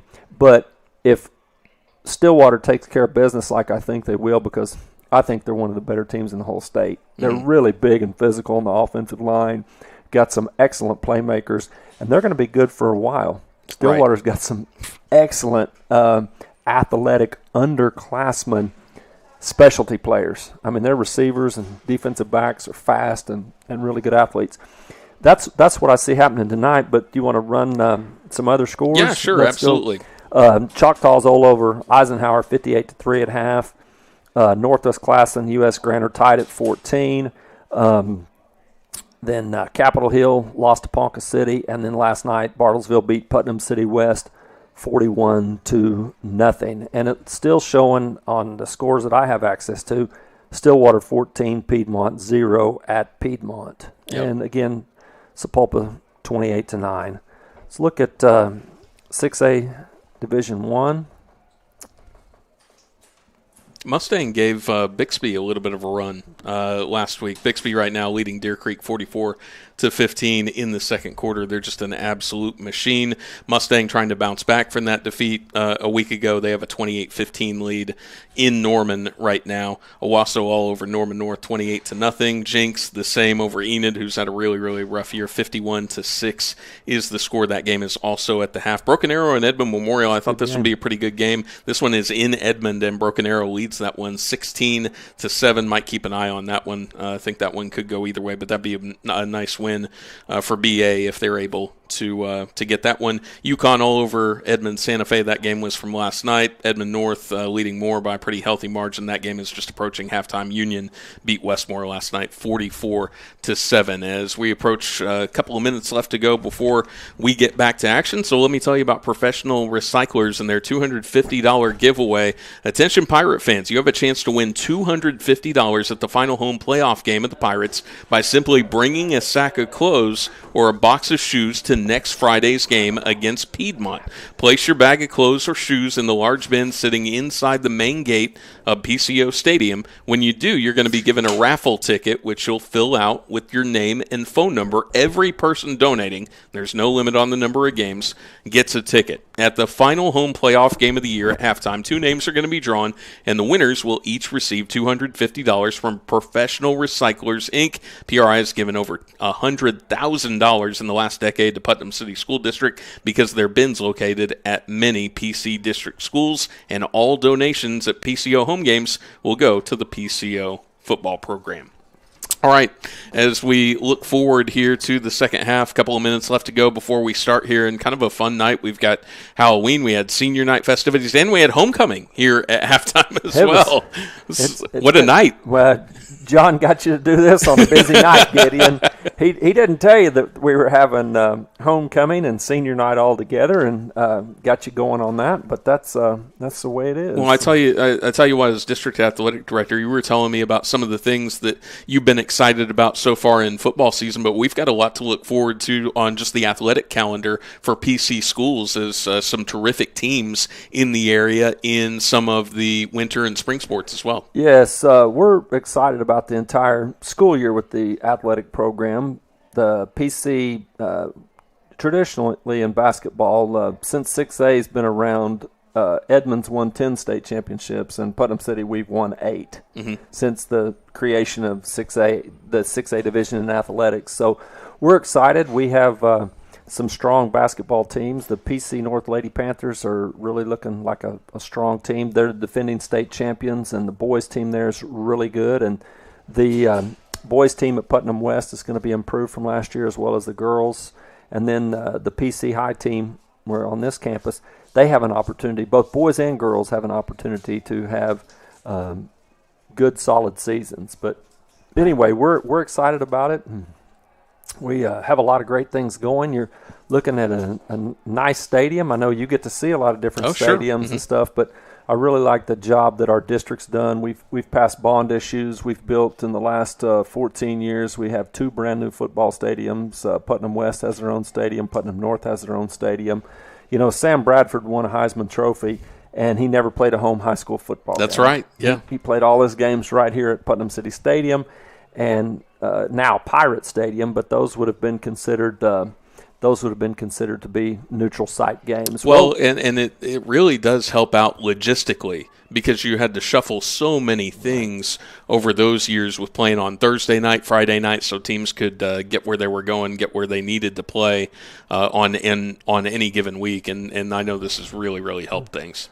It has. We've been very blessed. The patrons have agreed to pass bond issues, and we've passed in the last 14 years, we've passed 3 of them over $130 million in bond issues. So we're very grateful and appreciative of all of our patrons that have been so enthusiastic with the bond issues. Well, as you mentioned, Southmore is going to get the ball to start the second half, and there's going to have to be some kind of momentum changing play here, and whether that's a big tackle for a loss or whether that's a turnover, something is going to need to take place for Putnam City's defense here. Those guys have done a really nice job standing up near the goal line to limit a couple of what looked like were going to be touchdown drives to a combined 3 points, and we'll see how they jump out of the gate here as the kickoff is fielded Inside the 20, out to the 25, and across the 25 to the 28-yard line. That's where the SaberCats will start things off. You're watching PCTV. Gideon Hamilton,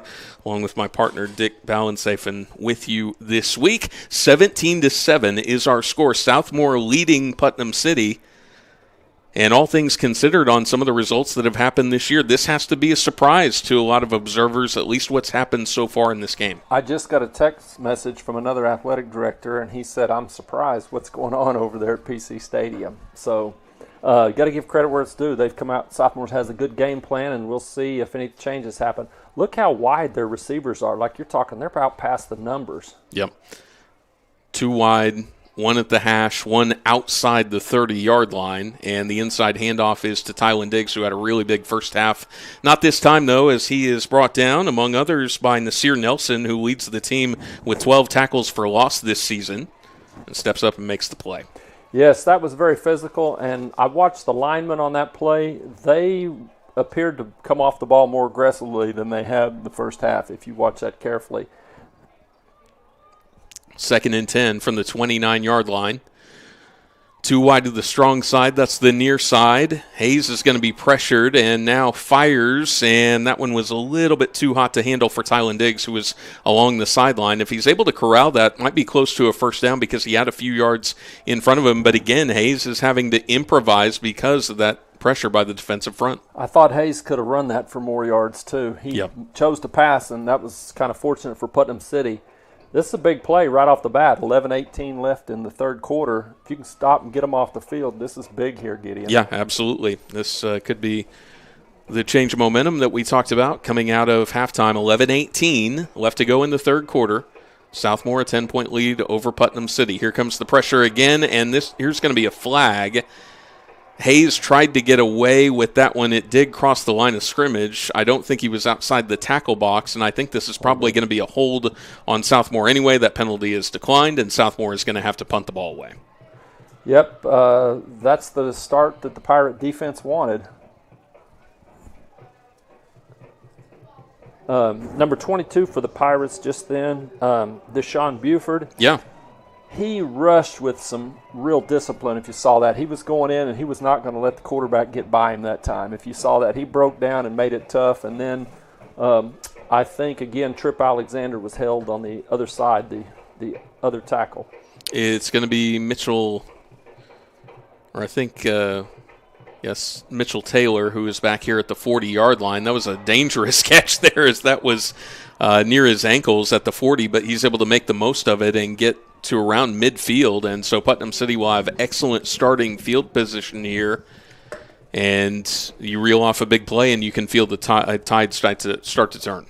Yes, I think the Pirates were fortunate. That second down play did not get converted. The pass just a little off Diggs' hands. That was a big play, a big break for the Pirates.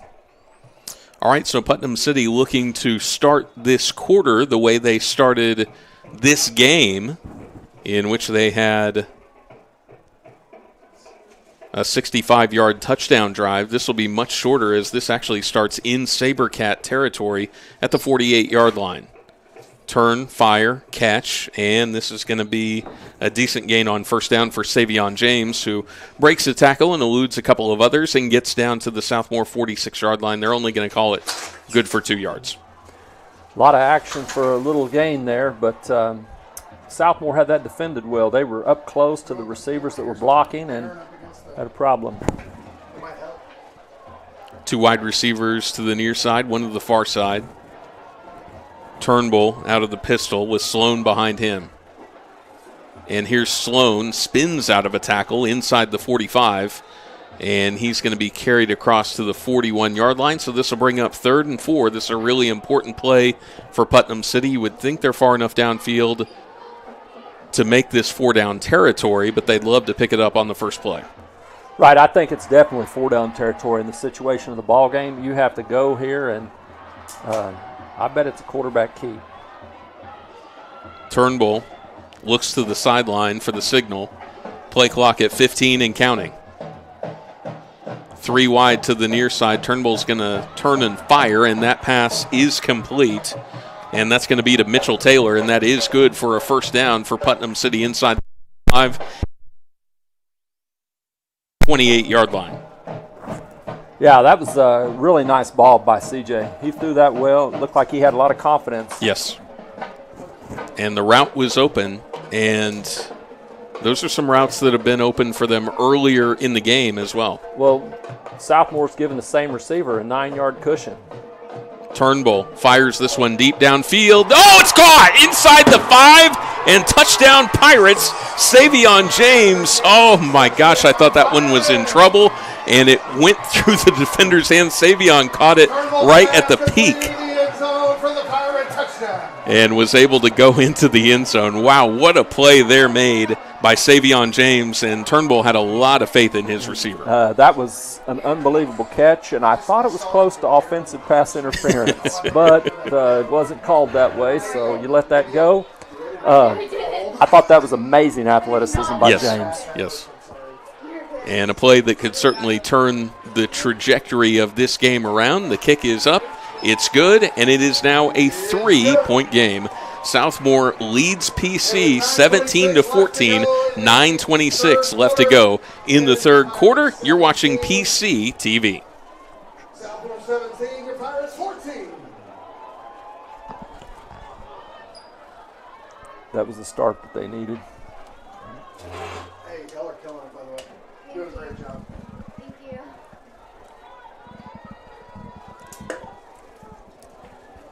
Is it going good? Yeah, it's going great. I got this window open now. Feels so better. A little bit ambient. Yeah. And then no glare off the glass on the shot. Okay. Right. Perfect. Looks good. We're back. All right, welcome back. This is PCTV. Gideon Hamilton, Dick Ballensafen with me, and Putnam City has gotten off to an excellent start here in the second half, trailing Southmore still, but only by 3, 17-14, 9:26 left to go in this game, and now it's time for Putnam City's defense to kind of stack what they did in that first series here. This is a shorter kickoff that's going to be fielded at the 21-yard line, and a lot of space across the 30 and out to the 36 for the SaberCats is going to be Tylen Diggs, and that is where Southmore will begin this drive just shy of PC territory. I would think strongly against kicking the ball to number 2. I think he's a game breaker. You know, there was just one more tackler out of the way, and that was 6 the other direction, I think. He's really a dangerous player. Yeah, I think they've adjusted those shorter kickoffs and moved him up to make sure that he's the guy that's handling the ball. And I'm sure he's going to get the ball on this drive, too. 2 wide receivers to either side, 2 way, way outside the number here to the strong side of the field as Putnam City shows a blitz, and this ball is incomplete. The coaches wanted those defenders to pick up the ball just in case that was behind the line of scrimmage, but it was just about a yard in front of it, and it goes for an incomplete pass, and there's where a lot of traffic on that formation, we didn't see that in the first half. Right. They're, like I said, they've definitely made a commitment that the outside corners are going to be up close, and the inside safeties are going to try to protect over the top. 2 wide to either side. Hayes rolls to his right, now lobs this one downfield. He's got Diggs open. 30, 25, 20, 15, 10, 5, touchdown, 63 yards. Big play. Big play and a bust in the Pirate backfield. Number 22, the linebacker, Deshaun Buford, was trying to run with Diggs, and that's a mismatch. That's Diggs' 3rd touchdown tonight. Yep. He's had a short one, a 31-yard touchdown on the ground, and now a 63-yard touchdown reception.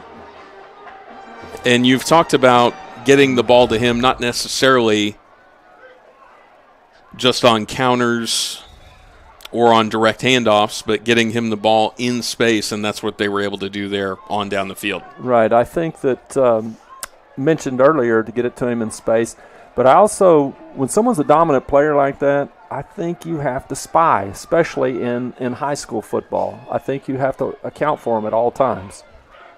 And this will be more of a conventional extra point attempt, and we're going to have a flag. And this is going to be movement on Putnam City. So we have seen Southmore go for 2. Oh, here they come.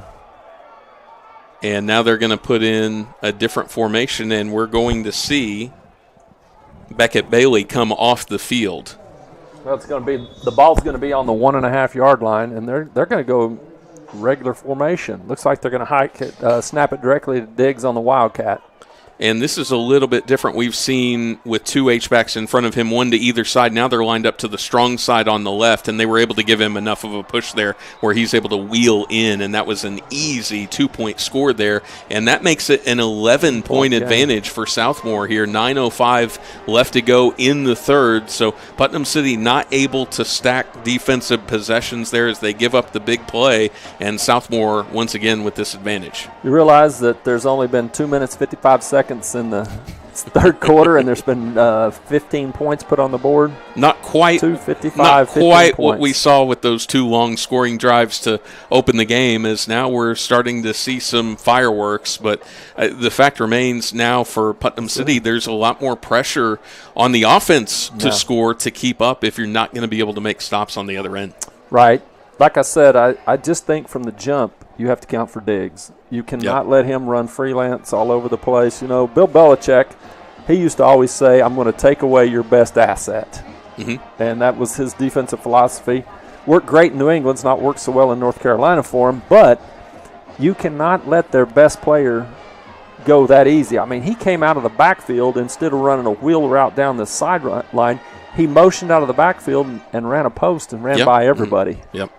First time that we've really seen that tonight from them, and apparently caught the Pirates off guard. So in to kick it away is Beckett Bailey, and this is going to be a low line drive kick that spins and is going to bound into the hands of Jonas Stinson Powers, and he's able to get a terrific return out past the 40 to the 45 and around midfield. Excellent return. Pirates have excellent field position. I hope the fireworks keep going. At least when the orange team has the ball. 8:57 left to go in the third quarter. Southmore now with a 25-14 lead over Putnam City. The first drive of this quarter culminated in a Savion James touchdown catch. Turnbull. And here's a handoff to Sloan, who doesn't have much running room, or actually Jarius Pauly is Thomas Stone was got the carry there. So Sloan is back in the pistol formation behind Turnbull. Two wide receivers to the near side, one to the far side, 2nd and 8. Turnbull fires, has a man at midfield, and cutting upfield is going to be James on the far side. I believe that's Mitchell Taylor. Yeah. Taylor's caught two balls this half on the same pass play. They're giving him 9-yard cushion over there. It's just what we talked about going the other direction. Yeah. It looked very similar in the first drive for Putnam City also, and they were able to use that to their advantage. So it's another first down for the Pirates, just shy of the Southmore 40-yard line. See, Taylor's got a 9-yard cushion again. And they're looking that way, but they're going to throw it to one of the H-backs who was out of the backfield. Thomas Stone got the ball. And that's going to be a gain of about 4 coming up on the 35-yard line, and we're inside 8 minutes left to play in the third quarter. And it looks like they're going to run trips wide out here to the near side with Stone closest to the line of scrimmage. And Mitchell Taylor will be alone near the top of the formation. 2nd and 6 for the Pirates. And this throw is in the backfield, and they get Sloan, and that was a huge collision as he ran into Jackson Rowland at about the 32-yard line, and I think you have to give Sloan the win on that one. That was a physical play. Very physical. Him bowling over the defender was able to get them an extra yard closer to a 3rd and 1, which Turnbull is able to convert on the quarterback sneak as they needed a yard, and he ends up getting about 3 or 4.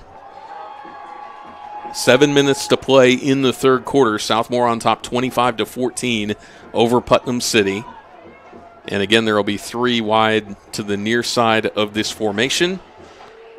And Mitchell Taylor will be by himself if they want to try him one-on-one to the top. Boy, there's 6 guys along the line of scrimmage for Southmore as they show pressure here. We'll see if they bring it or back off. You know, they could do a hitch and go up top, too. The corner from Southmore's. They're actually going to run the option there, and here's Sloan to the 25, cuts inside the 20, the 15, and down to the 12. That's another Pirate first down. It's the first time we've seen the option all night. That's true, and they had a lot of space there to the weak side of the field. And Turnbull, how that works for Putnam City is you have to honor his ability to run, and I think your defensive ends and linebackers that came over kind of stayed with him, and that gave Sloan a lot of space in the open field. I think Taylor made a nice block up there on the corner as well. 3 wide to the near side. Turnbull alone, so we've got 5 wide receivers in this set just outside the 10-yard line, so the Pirates can achieve a first down without scoring a touchdown here. Turnbull fires, has a man in, that is dropped, unfortunately. Savion James, I think, was looking at the black and orange in the end zone there because I think he had a convoy to get there and took his eye off the ball. I think he did take his eye off the ball. Something's wrong with James. I don't know. He's going to the locker room. James just exited the field. He's heading to the locker room. I don't know what happened there. Got a trainer going with him there. Ball might have hit him in the finger the wrong way, and they might be looking at that. My best guess. I don't know. Here's a bunch set. There's trips wide, but they're just outside of the right tackle, and they're going to run behind that with Sloan, and he's going to pick up a few, maybe 4 yards down to about the 8-yard line, but this sets up a really, really big third down. I think you could still run the ball here because it's obviously 4 down territory. You're down 11. Something's wrong. And here he comes. Oh, it's something with the shoes, yeah. He must have ripped a shoe or something like that because James is just bringing a new pair of shoes on. Had to get some cleats, and they're sending DJ Ackerson into the game. I think they're coming this way with something because he's going to block. And here's Turnbull behind that group, and he's got to cut up, and he does, but there was a lot of commotion there with Southmore's defense as they were again able to string out the quarterback run and not give him a lot of avenues to turn upfield as we've got a Pirate who is hurt down at about the 1-yard line. I think it's Krishawn Rhodes, number 70, the Pirate left guard, who does a good job. He's a really good shield blocker. Yeah. He's done some good things. He is down. 5'7", 315 in the program, so he's a load to move, and he was downfield blocking for that quarterback run play as he's down around the end zone. They're going to take a look at him. 5:04 left to go in the third quarter, and he's going to get up under his own power, so that's great to see. Hopefully he'll only be out for a play or so here. He might be favoring his arm, his shoulder maybe. I think it looks like he has a stinger on his left shoulder. Yeah. I hope that's what it is because those usually get better, but he's really struggling. Every time you see a lineman go down, you think they got landed on, rolled up on, or something like that. Hopefully they can just work that out, and he's going to be okay. But here's the thing here. You got to pick this up. This is 4th and 5. This is as critical a play as there's been in the whole ball game. Yeah. You've had too good of a drive from your own 45 down to the 6-yard line. You get a first down if you get to the 2. Time starts to work against you if you don't pick this one up. Turnbull receives the snap, rolls to his right, and he is going to throw behind his intended receiver at the 3-yard line. And to be completely honest with you, I don't know if he's got space to turn that one up either. He was a couple of yards shy of the stick. And the Southmore defender was real close to him. I think that would have – I don't know if he would have thrown it on the right side if he would have made it or not. And so a really important stop there by Southmore's defense, and you have to give it up to this group. We thought it was going to be a long night for them after that opening drive in this game, the way that Putnam City was able to go down the field, show a tremendous amount of balance. Since then, they've only given up 1 score. Look at this set. You got 2 wide receivers out here. So the ball is going to be snapped from the near hash, and that's like 25, 30 yards of actual space where you see those receivers. Right.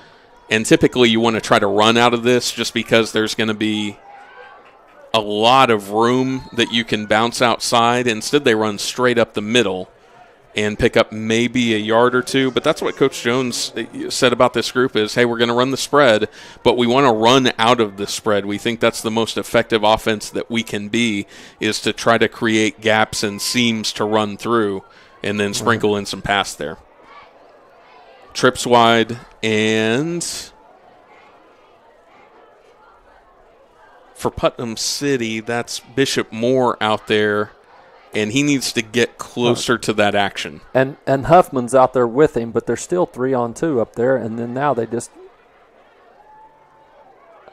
Yeah, and here's a quarterback run by Taven Hayes. I don't like that play call from Southmore. I don't think that there's going to be a lot there running into the teeth of the defense. Bishop Moore, and this isn't his fault, this is just alignment, but there needs to be some kind of level of commitment out there to the far side, because he was really just kind of playing into a space, into a zone, instead of where those three receivers were.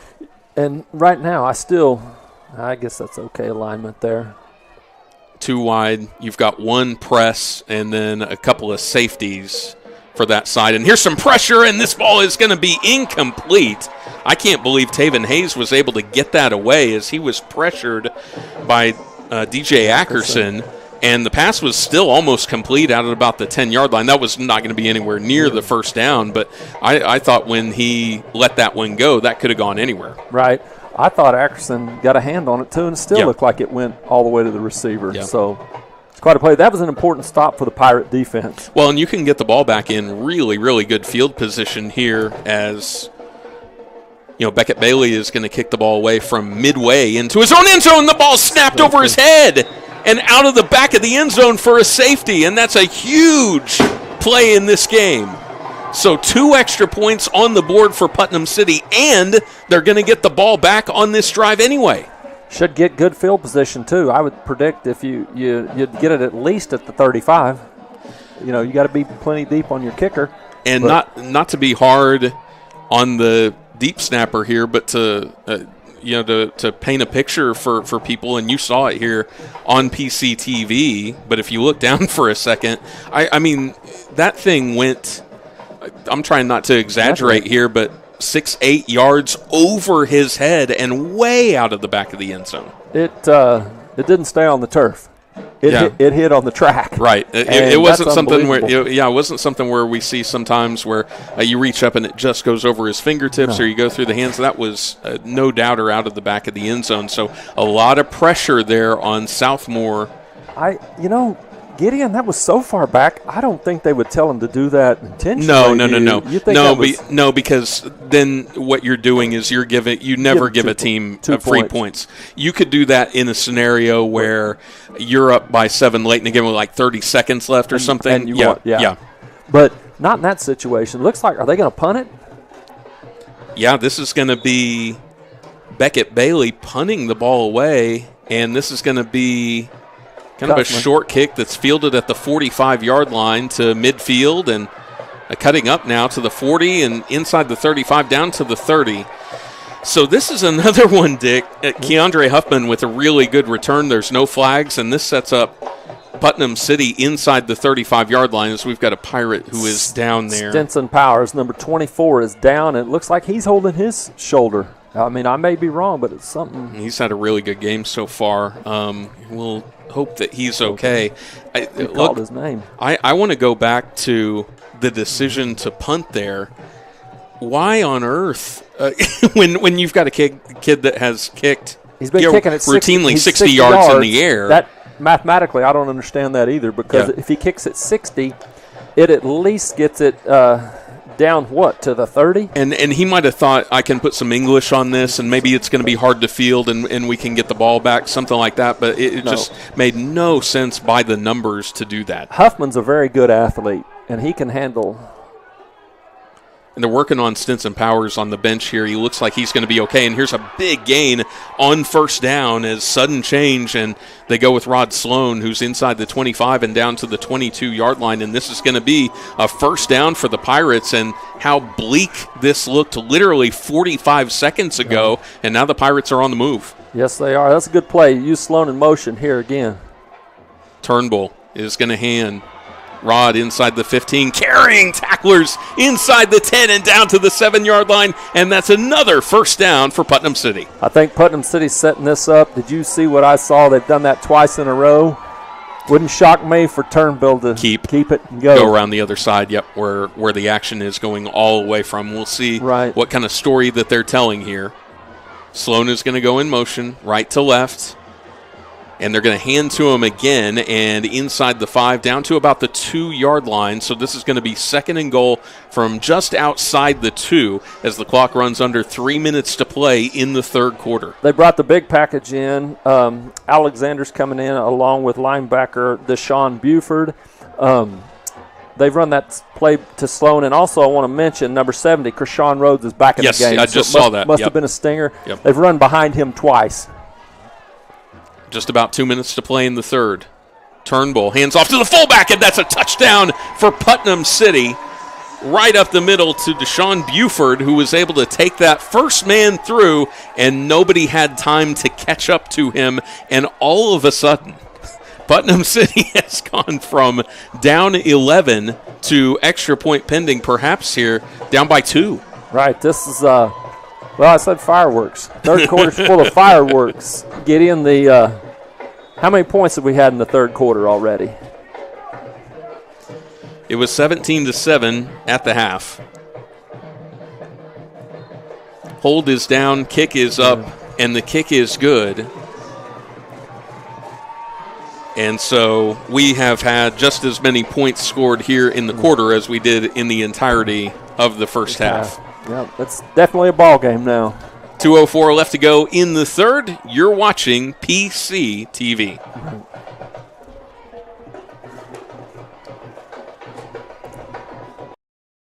Anyone can deliver pizza. Only Marco's can deliver America's most loved pizza. Hot and fresh and right to your door. Every day at Marco's, get 2 medium, 1-topping pizzas for just $6.99 each. Hello to the Italian way. Hello, Primo.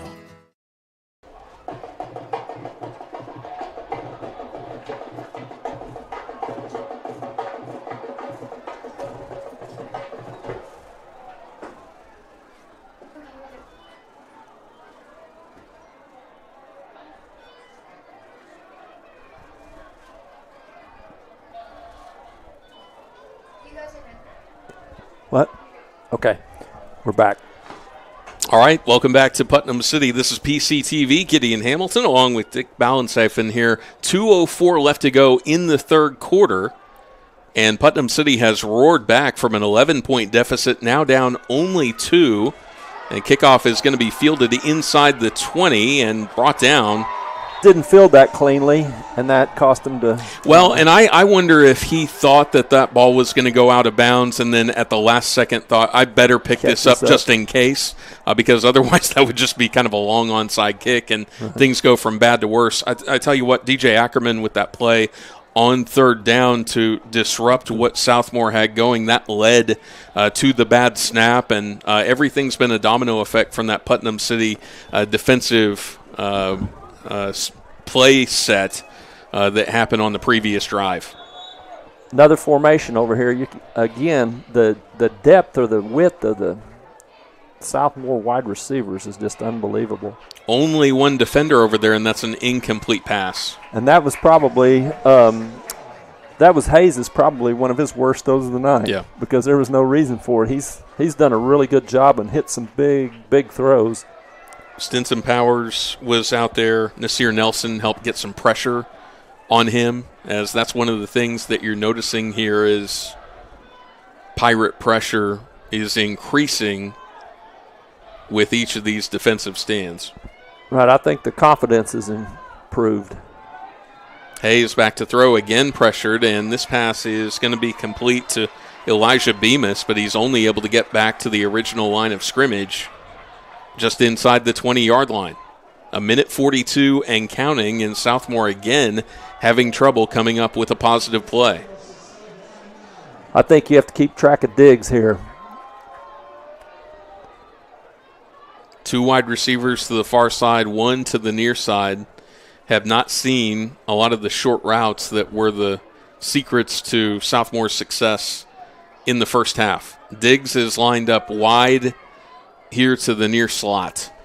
Hayes, straight drop, pressured, back near his own end zone, now fires downfield, has a man wide open. Out across the 30 to the 34. That's a backbreaker for Putnam City's defense. They did such a great job getting pressure again, but you have to give credit to Taven Hayes, who was able to work free of that and find the open man downfield. Hayes had time. The Pirates had been blitzing quite a bit, and they didn't blitz that time, and someone burned them on the backside. The tight end, I think, number 14. 4 wide to the far side. Trips acting as a blocker. Hayes turns, fires there, and that pass is incomplete. And what they've done, for instance, there with Keandre Huffman coming up, everything is geared. They know who's getting the ball out of that set. And that's good recognition, knowing that you're not throwing to the guys in front of whoever is behind, and so you can't afford to press up. Well, Huffman is a really good defender. He's 5'7", 150 pounds probably. But you saw exactly what he did. He just blitzed through there, and he's pretty tough to block because he's not very big. He's not a big target. 3 wide to the near side. 2nd and 10, under a minute to play in the third, and this is just a straight handoff to Tywin Diggs, and there was nowhere to go. Oh, the defensive line from Putnam City is really causing them problems if they are going to run the ball. I mean, they have really, this third quarter, they've kind of dominated, other than that one long pass play. Yep, that was it. The 63-yarder. I think they're going to let this run out. I think they're going to. 25 seconds. Oh, wait a minute. Stopped. Why did the clock stop? Braylon Mullins checks in, and the officials are saying, hey, start the clock again. And now they're probably going to have a stoppage and reset the play clock here. There was a difference of about 5 seconds on the play clock. It was still not going to matter. I mean, you know what I'm saying? They could run it all down if that's what they chose to do. And that's what Southmore will do. So the SaberCats will take a lead into the fourth quarter. However, that lead has shrunk significantly here in the last few minutes as Putnam City back within 2. 25-23 is our score headed into the fourth quarter. You're watching PC TV. Go ahead. Commercial.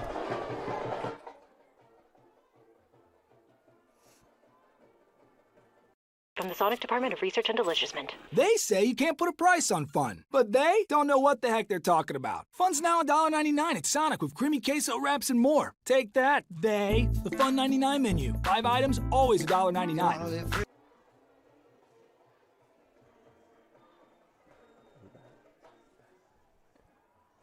Here at Putnam City Stadium, Gideon Hamilton, Dick Ballensafen here with you, and this has been a really entertaining game tonight between Southmoore and Putnam City. PC struck first. Southmoore was able to answer. They went ahead by a score of 17-7 going into halftime, and then after an early Putnam City stop and score, looks like we might have a back-and-forth game before Southmoore reestablished control on a long pass play, went up by 11, and then Putnam City turns defense into offense with a stop deep in Southmoore territory, a safety. They score on the ensuing drive, and that's where that leaves us. 25-23 Southmoore with 1 quarter to play. Corners from PC are up tight and press coverage. Let's see what happens here. Again, I'm watching number 2. I've only said that about 8 times tonight. 3rd and 2, and they're going to shift him out of the backfield. Hayes pressured, and he is going to be brought down and sacked. Johnny Efferson, the linebacker, was back there to complete the tackle, and that's going to be another big stop for Putnam City and bring up a 4th and 4 all the way back at the Southmoore 30-yard line. The Pirates are not missing their assignments now. If you watched Ackerson, Diggs was running out of the backfield, and Ackerson was right with him the whole time. They played Ackerson on him a couple times when he's not blitzing, but that was just really solid play. That was a great stop by the Pirates.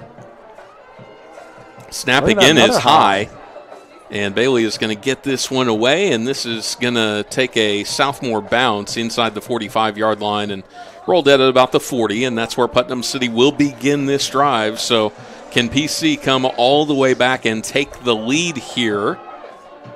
in relatively short order. Offense is starting to click a little bit as they found some things that have worked against the Southmore defense. You know that, and Sloan's over here in the slot this time. You know that play they ran 3 times in a row over there. I thought they found something on the left side. Plus, they're running it away from Carter. So here you go again.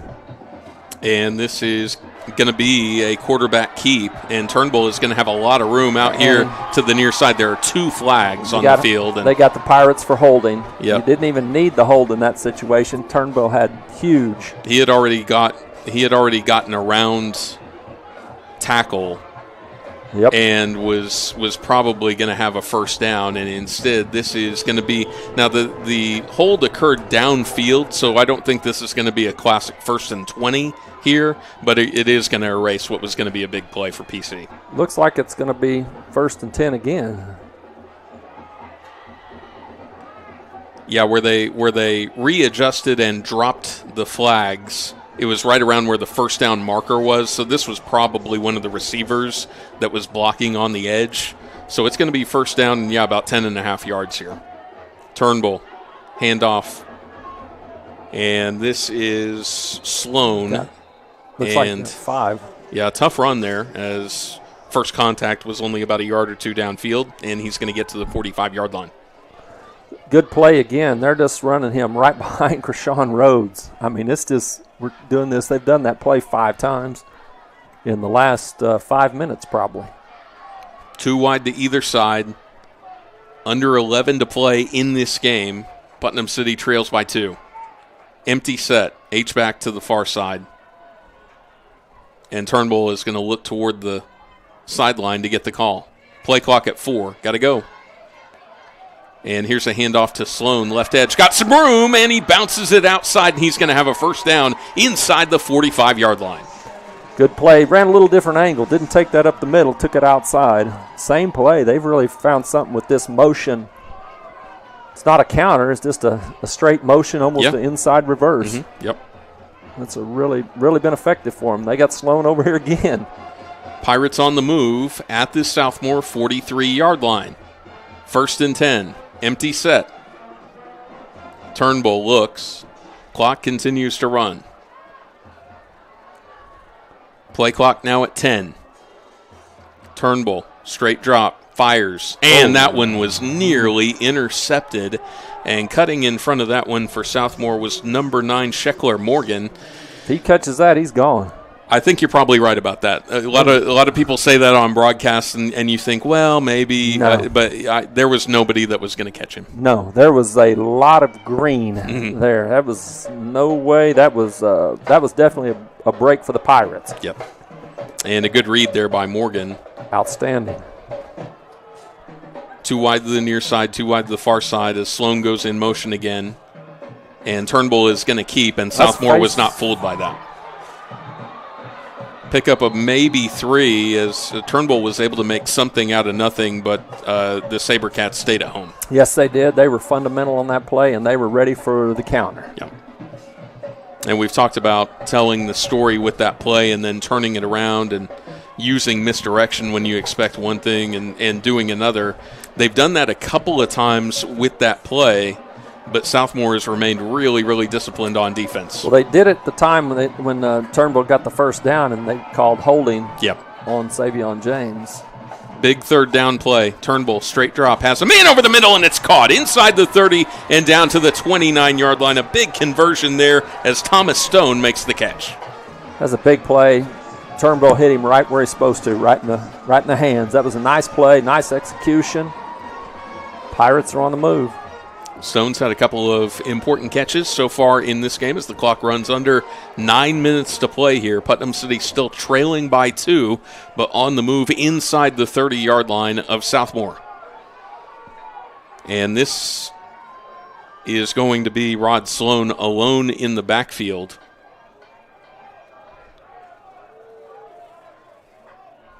Or Turnbull, I should say that pass is incomplete. Yeah, Turnbull in an empty set and threw into traffic over the middle of the field this time. 2nd and 10 coming up.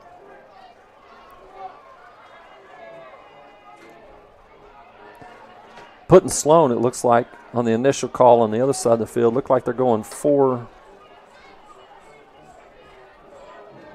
I wonder if he stays out and they throw to him one of these times. They got numbers over there. And now he comes in motion in the backfield once again. He's going to get the ball here. If he cuts left, there's a lot of room, and he does, and it's inside the 25, inside the 20, and down to the 19. That's going to be another Pirate first down. That was excellent vision by Rod Sloan on that play. Mm-hmm. That was really well run. I don't know if the people could see that on TV or not, but that was an outstanding play on his part. Got a Sabercat down. Yeah, that's something I said during the play, but that's one of those things that's easy for us to see from where we're at. When he is in the middle of that play in a lot of traffic, he can't know what is over on that side, that there's about 5 or 6 yards. And so to kind of get free of that and then use the speed to get there, that was a really elusive play. No, I liked your call on that. If he goes left, you can see it from up here, but, you have to admit that his vision he can't know that. Yeah, there's no way that he can know that. So he's just being instinctive there and gets free of that traffic, and then he's had an excellent game so far tonight. They're nowhere near competitive in this game without him. No, Rod has done a great job, and we don't have the benefit of having statistics and all the fancy stuff here, but in my head I have Rod over 100 yards rushing. Don't you feel like he's been over 100 and really run well, and not just run open runs. I mean, in traffic, he's not scared to lower his shoulder and hit somebody pretty hard. Scoreboard down here at Putnam City. Down. 4 wide to the far side. And now we've got it again as Sloan goes in motion. Turnbull to the end zone, and there's a lot of contact there. How in the world is that? Both defender and receiver end up on the turf, and no call, as that was intended for Savion James. And the only thing I can think of, Dick, is they say they got their feet tangled up. But the crowd here is incensed at the lack of call there. They didn't like that. 2 guys on the ground. Well, the one benefit there, the clock stops on the incomplete pass for the Pirates' sake. It's 8:08 left in the game, and let's see what happens here. 4 wide to the far side. One of those is Sloan, who gets the ball on the inside handoff inside the 15, and down to about the 12-yard line is where they're going to stop his forward progress. And now there's a little extra contact on that play after it looked like it was over, but no penalty deemed necessary here by the officials, and that further enrages the Pirate fan base. That's 2 in a row, and they're hustling to the line right here. Let's see if they're going to go quick. 7:41 and counting left to go in this game. And this is going to be Sloan in motion one more time, and he's going to get the ball running to the strong side, and that's going to be close to a first down. They needed to get to the 8, and I think they got right on top of it. We're going to have to wait and see. I think they may have to have a measurement here. I cannot tell where the ball's been placed. And Putnam City continues to go to kind of this pet play. That's first down for them. Yeah, and they are going to call it a first down. And this will be first down and goal for Putnam City. You got Deshaun Buford in, Trip Alexander. You got the heavy package in. Under 7 minutes to play in this game, as Putnam City has eaten a lot of time off the clock here in the fourth quarter, and that's going to help as well if they can cap this thing off. Be interesting to see the play here. And they've gone with Deshaun Buford out of this. They're going to give a direct handoff to Sloan, and he's going to be stacked up at around the 5-yard line. Clock continues to run. Putnam City trails this game 25-23 with 6:36 remaining. Any score here would be pivotal to the outcome. And they're actually going to mark him a little bit shy of the 5, down at the 6.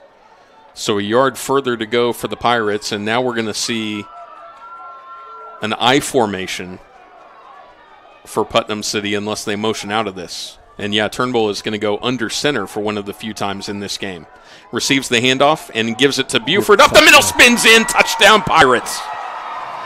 That's the second time tonight that they've used that play to their benefit, and both times Southmore's been way too slow to respond to the first man through, and that's Deshaun Buford's second score of the night. Behind number 70, Krishawn Rhodes. I'm telling you, he's a really good position blocker. And at 325 pounds, yes, you're not going through him. No, you're certainly not. He's done an excellent job. Extra point attempt. This one is up. It's good, and it's now 30-25 in favor of Putnam City. What a wild game this has been tonight. It's been an entertaining game. I mean, if you didn't, if you paid to get in here, it'd be pretty good. What do you think? Yeah, you would definitely get your money's worth if you're here tonight with all the festivities, the fun around Halloween, of course, senior night, homecoming night, and we've seen just some tremendous momentum swings so far in this game this evening. We've seen stellar offense. We've seen tremendous defense.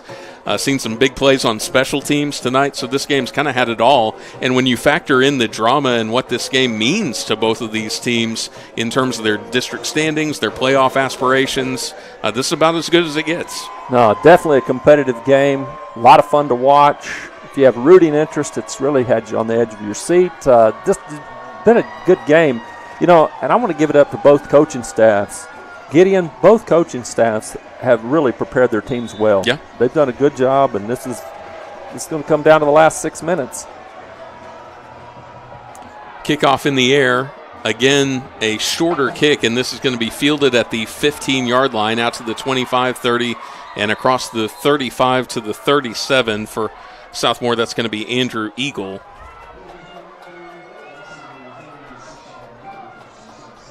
And Southmore is going to have this one just about a first down shy of midfield. 5:58, still a ton of time left to go in this game. You could see 2 or 3 scores still remaining. If Southmore can control the clock here, though, with that short passing game and the way they've been able to run the ball here, they would love to have this be the final drive of the game. Yes, they would. Both teams have 3 timeouts. This last 5:58 could take a while. Yes, I agree with that. I'm going to side with that instead of this being the climactic drive. And we're going to have – package. Yeah, that's true. They motion out of that where they just had 2 H-backs, and now we're going to have a flag down as Taven Hayes was able to escape pressure, pounded it into the dirt, but this one's going further back. Number 50 had a whole bunch of jersey for them. I think it's holding on number 50, Jackson Kirksey. Talk about ball pressure here in the second half and really past the first quarter for Putnam City. It's been so important in this game. Oh, it's caused a lot of problems. I think they've done a really good job. That particular rush there, they were really good in it, and they stayed in their lanes well that time, if you paid attention. They didn't get out undisciplined. They stayed home. Looks like Ackerson is he's not on number 2 now, but Ackerson needs to be over here on Diggs. Yeah, there you see he's kind of shadowing Diggs over here. Absolutely. Kind of a safety to wherever he's going as Hayes pump fakes, now fires, and this pass, did he catch that? Yes, I think that's Lance Lingo over there on the far side. It's a minimal gain. Right, 2 yards. That keeps the clock rolling as we're under 5:40 to play here. Putnam City with a 5-point lead over Southmore. It's a big play. And it's not been called this way every time, but I've been noticing a few plays where I said, I thought it was a good idea to shadow Diggs. Ackerson's been kind of shadowing him. Put your best athlete on him. And Hayes is out of rhythm with Putnam City's defensive pressure that they've been bringing. And again, he's going to have to rush out of this one, rolls to his left, and he's going to head for the sideline. He's going to pick up maybe about 3 or 4, but that's still going to bring up a 3rd down and long. It's over 3rd and 15 to go here. Yeah. That was another good defensive backfield play by the Pirates. They had everybody covered, and Hayes made a good play. He ran out of it, tried to cause problems, and tried to keep the play alive, extend the play, did a good job. But the Pirates definitely had good defensive coverage. So 3rd down and 14 is the spot here. 5:07 left to play in the game. Southmore needs to convert here, trailing by 5. Hayes, straight drop. Now he's flushed, rolls to his right, has some space out there near the boundary and is going to head upfield. He's going to be knocked out of bounds after about a 6-yard gain, but not nearly enough for the first down, and really probably not close enough to consider going for it either. It'll be interesting to see. Or so I would think, anyway. With playoff position, I think they're going for it, unless they're trying to get the Pirates to jump and get 5 more yards for the next play. But they have the offense on the field, Gideon. Here we go. Play clock at 20, still looking over toward the sideline. It's 4th and a solid 8 that they have to go to pick this one up. Well shy of midfield, and Southmore looks like they're going to roll the dice. Play clock at 6. Snap is back. Hayes pressured. There's a flag down. He dropped the ball, and this play I don't think is going to end up netting them anything anyways. Hayes tried to hurdle a tackler over on the side. Huffman, by making that stop, though, kind of makes the holding a moot point. It is a moot point because the Pirates are going to get the ball at the 43-yard line. They were definitely holding Trip Alexander on that play. And Keandre Huffman, I'm telling you, he's listed at 5'7", 155. He's a great kid. If he's a pound over 150, I'd be shocked. But you see, he's physical. He's tough. You've seen him make plays in the passing game tonight. That's just a great play. I was really shocked that they went for that. Yeah. With 3 timeouts, they could have punted it, and, no telling what will happen. Maybe they're thinking we don't get it here. We use the 3 timeouts, get a stop, get the ball back. But that'd be their only hope. By the way, I want to give it up to Taven Hayes for trying that because he can't know that flag is down. He's trying to pick up the first down, and he goes airborne, and he got pretty close to that. He's played a great game. Yeah. I think he's played really solid football. And now for Putnam City, you want to use the clock as your ally, and here's an inside handoff to Rod Sloan, and I think you might see that a few more times. You've certainly seen a lot in the second half. There is a flag down. I think Putnam City got called for holding. Uh-oh. And that starts this drive off on a sour note. And it was in the backfield. Yeah, so this will be first down and a lot.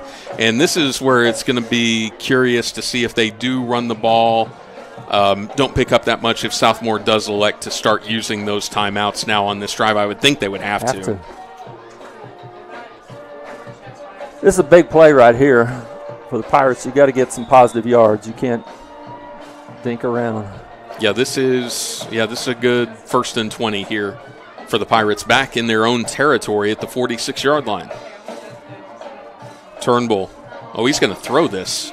And that pass is caught inside the 45 and down to the 40. That's a gutsy play call as Savion James was able to haul that one in. They got all the penalty yardage back and more, but thank goodness he caught that. Yeah, they gained almost 14 yards on that to bring up 2nd and 6, and the clock is still rolling. Because if you fire one incomplete there, that's basically an extra timeout for Southmore. Now, running this play over here towards Carter is a problem. I would run something different because if you're going to run that reverse, Carter's lining up over here at the right tackle spot. Yeah. See what I'm talking about? Yes. How you run into that's a problem. Turnbull. Hands off, up the middle, Sloan, running room. He's going to have a first down inside the 35 and down to the 31-yard line as the clock moves under 4 to play. Well, Sloan read the play well, too. He knew not to take it. He took that right back the other direction. If you paid attention, he went away from Carter. He thought that'd be a bad deal. Sloan has had an excellent second half. Yeah. Had a good game, but his awesome. Second half has been incredible. Well, ever since they've really, I mean, this is kind of their offense, is him in motion and them either giving him the ball or working off of the idea that Southmore thinks he's going to get the ball, and Southmore just jumped offside. They're in the neutral zone, and this drive goes from bad to worse for Southmore's defense as Putnam City is going to have this now 1st and 5 inside the 30-yard line. With 3:29 remaining in the game. Yeah, the other thing is if you bust one here, then it's a 12-point game with 3 minutes left to go, and I know Southmore would have all 3 timeouts, but then it would be really daunting if you put some scoreboard pressure on them here. The Pirates, the coaching staff, you watch this, I think they're trying to manage the clock as much as possible. Yep. Turnbull's looking over here at the sidelines quite a bit. I'm surprised that they hiked this before 10 seconds. No, they didn't. Turnbull And trying the edge is Sloan. He's got some room to the sideline, and he spins out of bounds at the 14-yard line. That's going to stop the clock momentarily. It is another first down, and the Pirates get the yardage, but you wish Rod would have just ducked in there at the last minute. Just the last second fall down.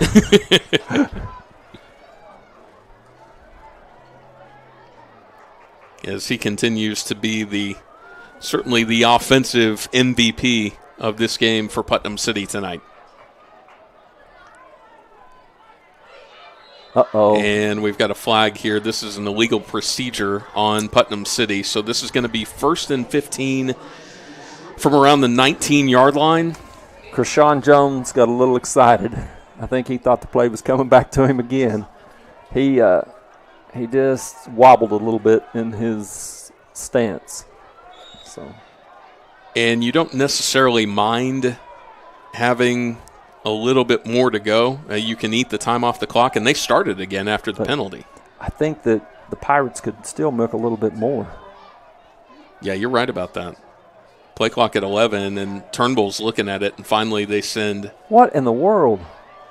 They send Sloan in motion, and then they get another penalty. But 1st and 20 now, that's made it a while ago. What happened there? Was that up front? No, it was up front, someone on the line.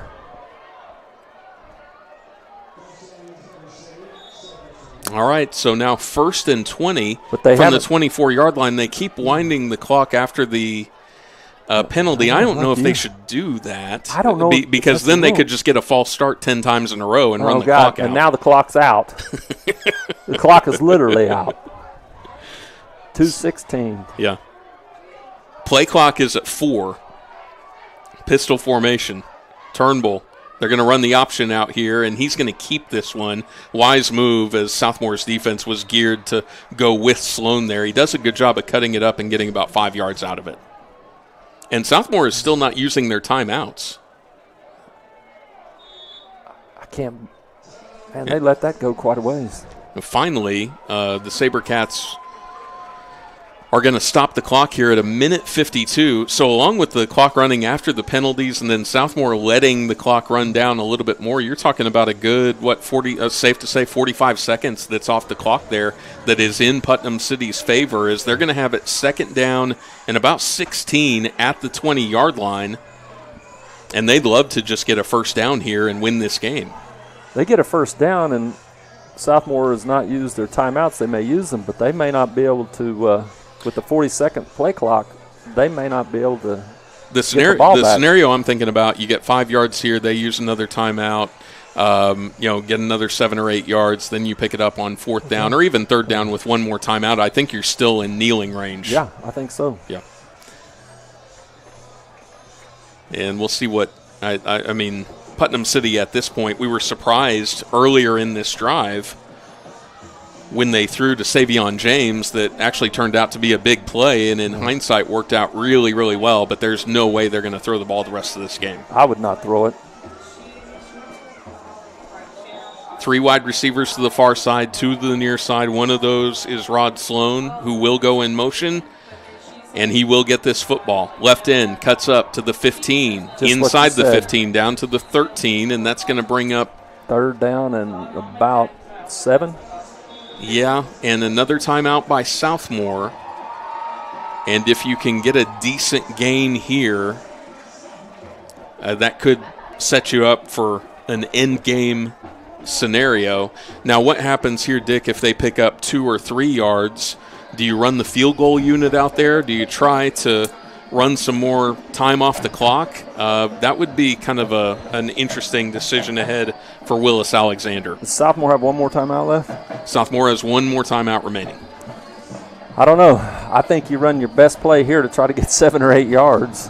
And then, they've been extremely effective with that short yardage package with Buford and Trip Alexander coming into the game. Yep, that's a good call. I'm not so sure you wouldn't do it right here, but they're not going to do that. They're going a different direction. I'm going to tell you something. Krishawn Rhodes is a tough competitor. I can tell by the way his left arm is hanging. Yeah. He's still hurting. Yes. He's a competitive young kid, He's only a junior. It'll be fun to watch him play next year. First thing we talked about on this broadcast is Putnam City's improved offensive line this year. They might be the guys that really help propel them to win this game. Big play here, 3rd and 9. Handoff to Sloan. Inside the 10, down to about the 8. So final timeout for Southmore. They pick up about 4 or 5. Just And here we are with a minute 41. Okay, so they run a play. They don't get the first down. Southmore is going to get the ball back about 90 yards from the end zone, and by the time the clock runs down, they're going to have a minute left to go. That's if they don't pick up anything here. So would you consider putting the ball in the air? Would you consider running the option again? What do you do?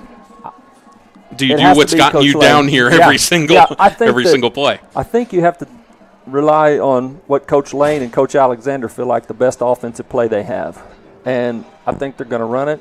I would run if it's me, I'm an old basketball guy, so it doesn't matter, but I would run some sort of counter off what you've done all the way down here. I don't know whether it's a fake the inside reverse to Sloan going one way or the other, and then even try to slip the tight end into a passing lane or something, and then you tell Turnbull, if it's not open, throw it out of the back of the end zone. Yep. And I'm mistaken here. If they ran the ball and didn't get it, the clock would not run down at that point. It would stop, and so it'd be a change of down. So either way, if they don't get this, Southmore is going to have the ball with about a minute 35 left to go here. I think this is the right play to run the ball, though. I don't think you risk the field goal and the clock is. This play is basically for the game. Sloan goes in motion, but he stays in motion. He's all the way to the other side unless they bring him back. Play clock is at 18. I think they're going to let it. I think they're going to call timeout here. I don't know if. Are they going to go hard count and try to get them looking over toward the sideline and no sense of urgency here, and I think you're right. Willis is calling timeout. Timeout Putnam City with a minute 41 left to go in this game. And by virtue of, what we're talking about now with the clock not running on the turnover on downs, that does make it to where if you're throwing the ball, you don't necessarily have to worry about an incompletion costing you a bunch of time. I wonder if what they showed there with Sloan going in motion and staying over there, if he might come back or he might stay out there and they show something a little bit different, maybe go to him in the flat or something along those lines. Yeah, I would do something. I think their defense is obviously going to be keen, Sloan. Yep. I'd use him as a decoy. I don't know what kind of counters, but Coach Lane and Coach Alexander, they definitely have some counters. If you do throw the ball here, it's either your guy catches it or nobody catches it. Yeah. And maybe it's an all. I definitely would not go a sideline route. I'd have Thomas Stone go 5 yards down and sit down right there at about the 5-yard line, something like that. I know they have a ton of faith in Savion James, obviously. Right. I'll be shocked the way James is walking out here if he has anything to do with the play. I may be wrong, but it doesn't look like him. And look who's on this side over here. Maybe it's a counter. You counter Sloan.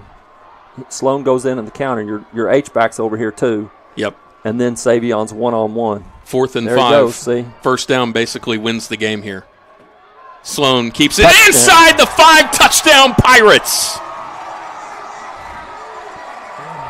They went with the play that has worked for them the entire night, and it works for them on the biggest play of the game. Unbelievable. And maybe Southmore thought they were going to get countered too. But did you see who they went behind again? Do I have to tell you that? Yeah, absolutely not. Krishawn Rhodes has been spectacular in this game after it looked like he was going to be on the sidelines for a while. Only really missed one play that the Pirates didn't convert on 4th down, which that seems like it was a year ago. When the Pirates did not get that first down, their defense responded by keeping Southmore backed up to the end zone, and that ended up being the sequence that really turned this game around. Look here, going for 2. Who's going to get the ball? They want to get up by 13. This is an I formation, so a different look, and they're going to hand it to the first man through, and that one works again. So in this game, Deshaun Buford has scored 14 points by himself. And has not been tackled. Yeah. I don't think he's been touched more than somebody might have gotten a hand on his shoulder pads, as that's something Putnam City is going to have to keep in the playbook for next week. You know, that's something that you got to give Coach Lane and Coach Alexander credit for. They've not used this short package with him a lot this year. Matter of fact, I don't know if it's on film at all. So I think that's a clever move. And I'd just like to say, I said it earlier, I think both coaching staffs need credit because they've done a great job. And you look at some of the adjustments that were made during this ball game.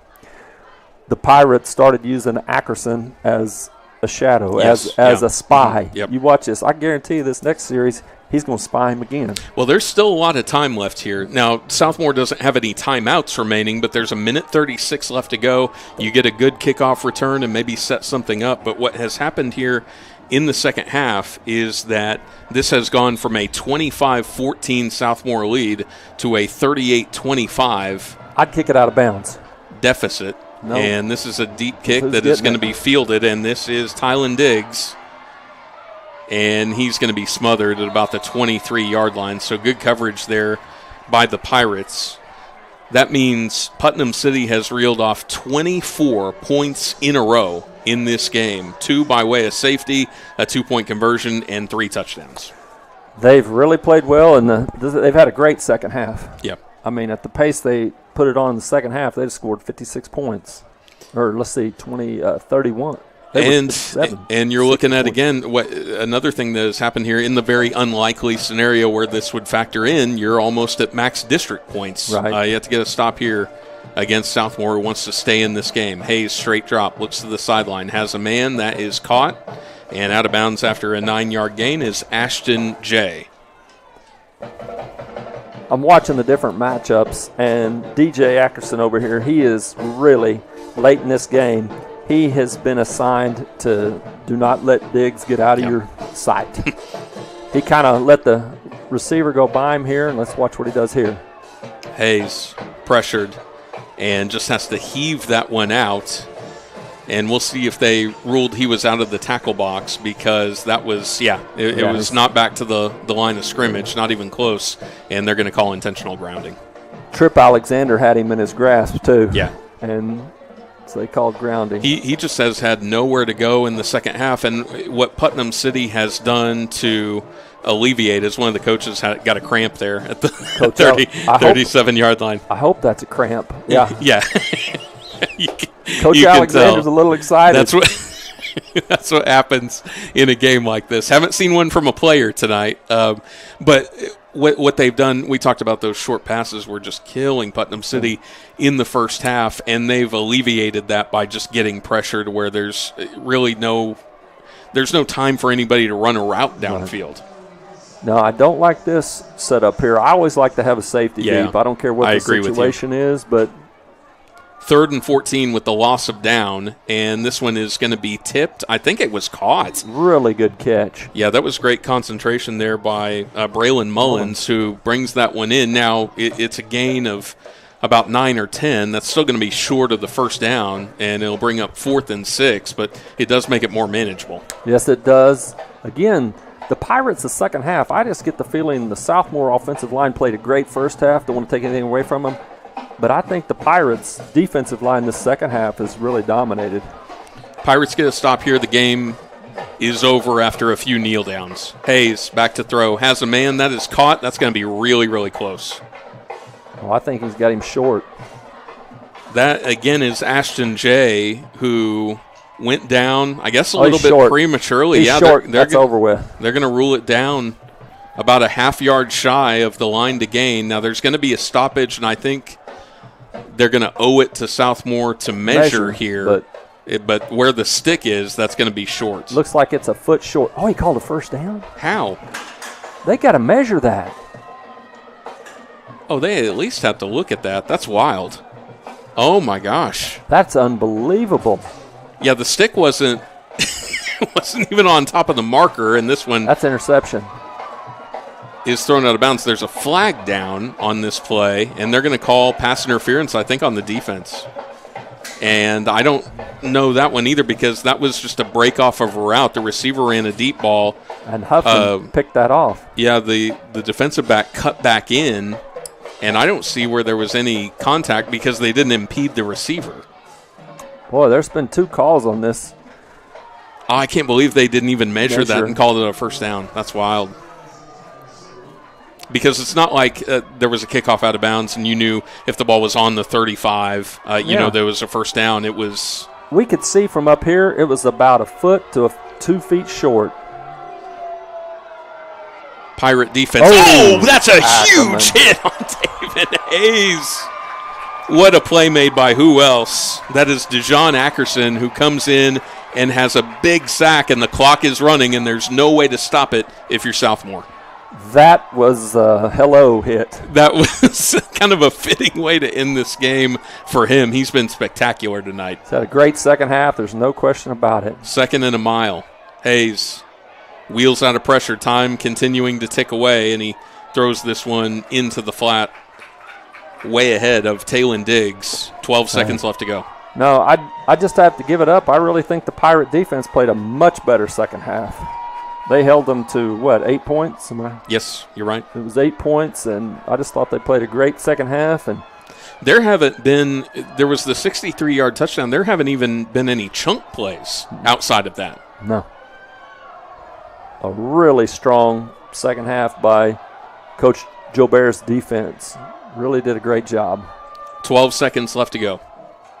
Hayes steps up, hit as he throws, ball's loose. That should be a fumble. Southmore recovers it, and they're going to let the time run out, and Putnam City has come all the way back. They trailed 25-14 midway through the 3rd quarter, and a resilient Pirate team roars back and wins this one 38-25 in a game that they had to have. And what a senior night, what a homecoming for the Putnam City Pirates. It's a great game, a lot of fun to watch, fun to call. I think the Pirate team definitely deserves credit, and I think this is also a tribute to their conditioning. I think they're a very well-conditioned football team, and I think they showed that, did a great job, had a lot of fun. Gideon, I want to say thank you so much for helping. Oh, of course, this was an absolute pleasure, and what a game we had. For helping Sportscast Productions and PCTV. John Brooks out there's listening, coaching us up. And anyway, I just thought it was a great game, and I want to give it up to Southmore. I thought they had a great plan. I thought they did a good job executing it, and PC played well. Really a hard-fought game, and clean. I didn't see anything that I thought was unsportsmanlike. Yeah, tremendous effort really by both teams in a game that was really important for them, and that's what you love to see at this time of year where both teams are playing to their strengths, and it's just a question of who's going to make better adjustments and who is going to make big plays when it matters. And tonight, fortunately for Putnam City, that was the Pirates, and this is going to propel them into a huge matchup next week that is going to determine a lot in terms of what this district in 6A2 looks like. And we're looking at the scores right now for Stillwater and Piedmont has actually beaten Stillwater. Is that a final 17-14? Wow. That's what it looks like to me. Stillwater just lost to Piedmont, 17-14. So now Piedmont has one loss. They lost to Choctaw. Right. So now the game between PC and Piedmont goes to the second place finisher. The winning team gets second, and a home field bye. A first round bye and home field for the playoffs. Wow. So what a great game. Yeah. What a huge game, and it's all set up by this comeback that happened in the second half. So everybody, I want to say thank you. Everybody here at Putnam City has been so hospitable to me. Thanks for the opportunity to do this, from John Brooks, of course, and Mark Rogers and Dick. It was a pleasure to watch this game with you, and you were so cordial with me and offered me a lot of assistance tonight. And hopefully at some point on down the road, I hope we get a chance to do this again. I would love to do it again. I think you're an amazing broadcaster. So I really enjoy listening to you, and thank you for the time, and thank you for helping us out. We really had a good time tonight, and Had a great ball game. Yes, we did. I bet you wish you were calling next week's game for Piedmont. I'd love to. So, thanks so much right. for joining us here tonight on PC TV. Your final score one final time.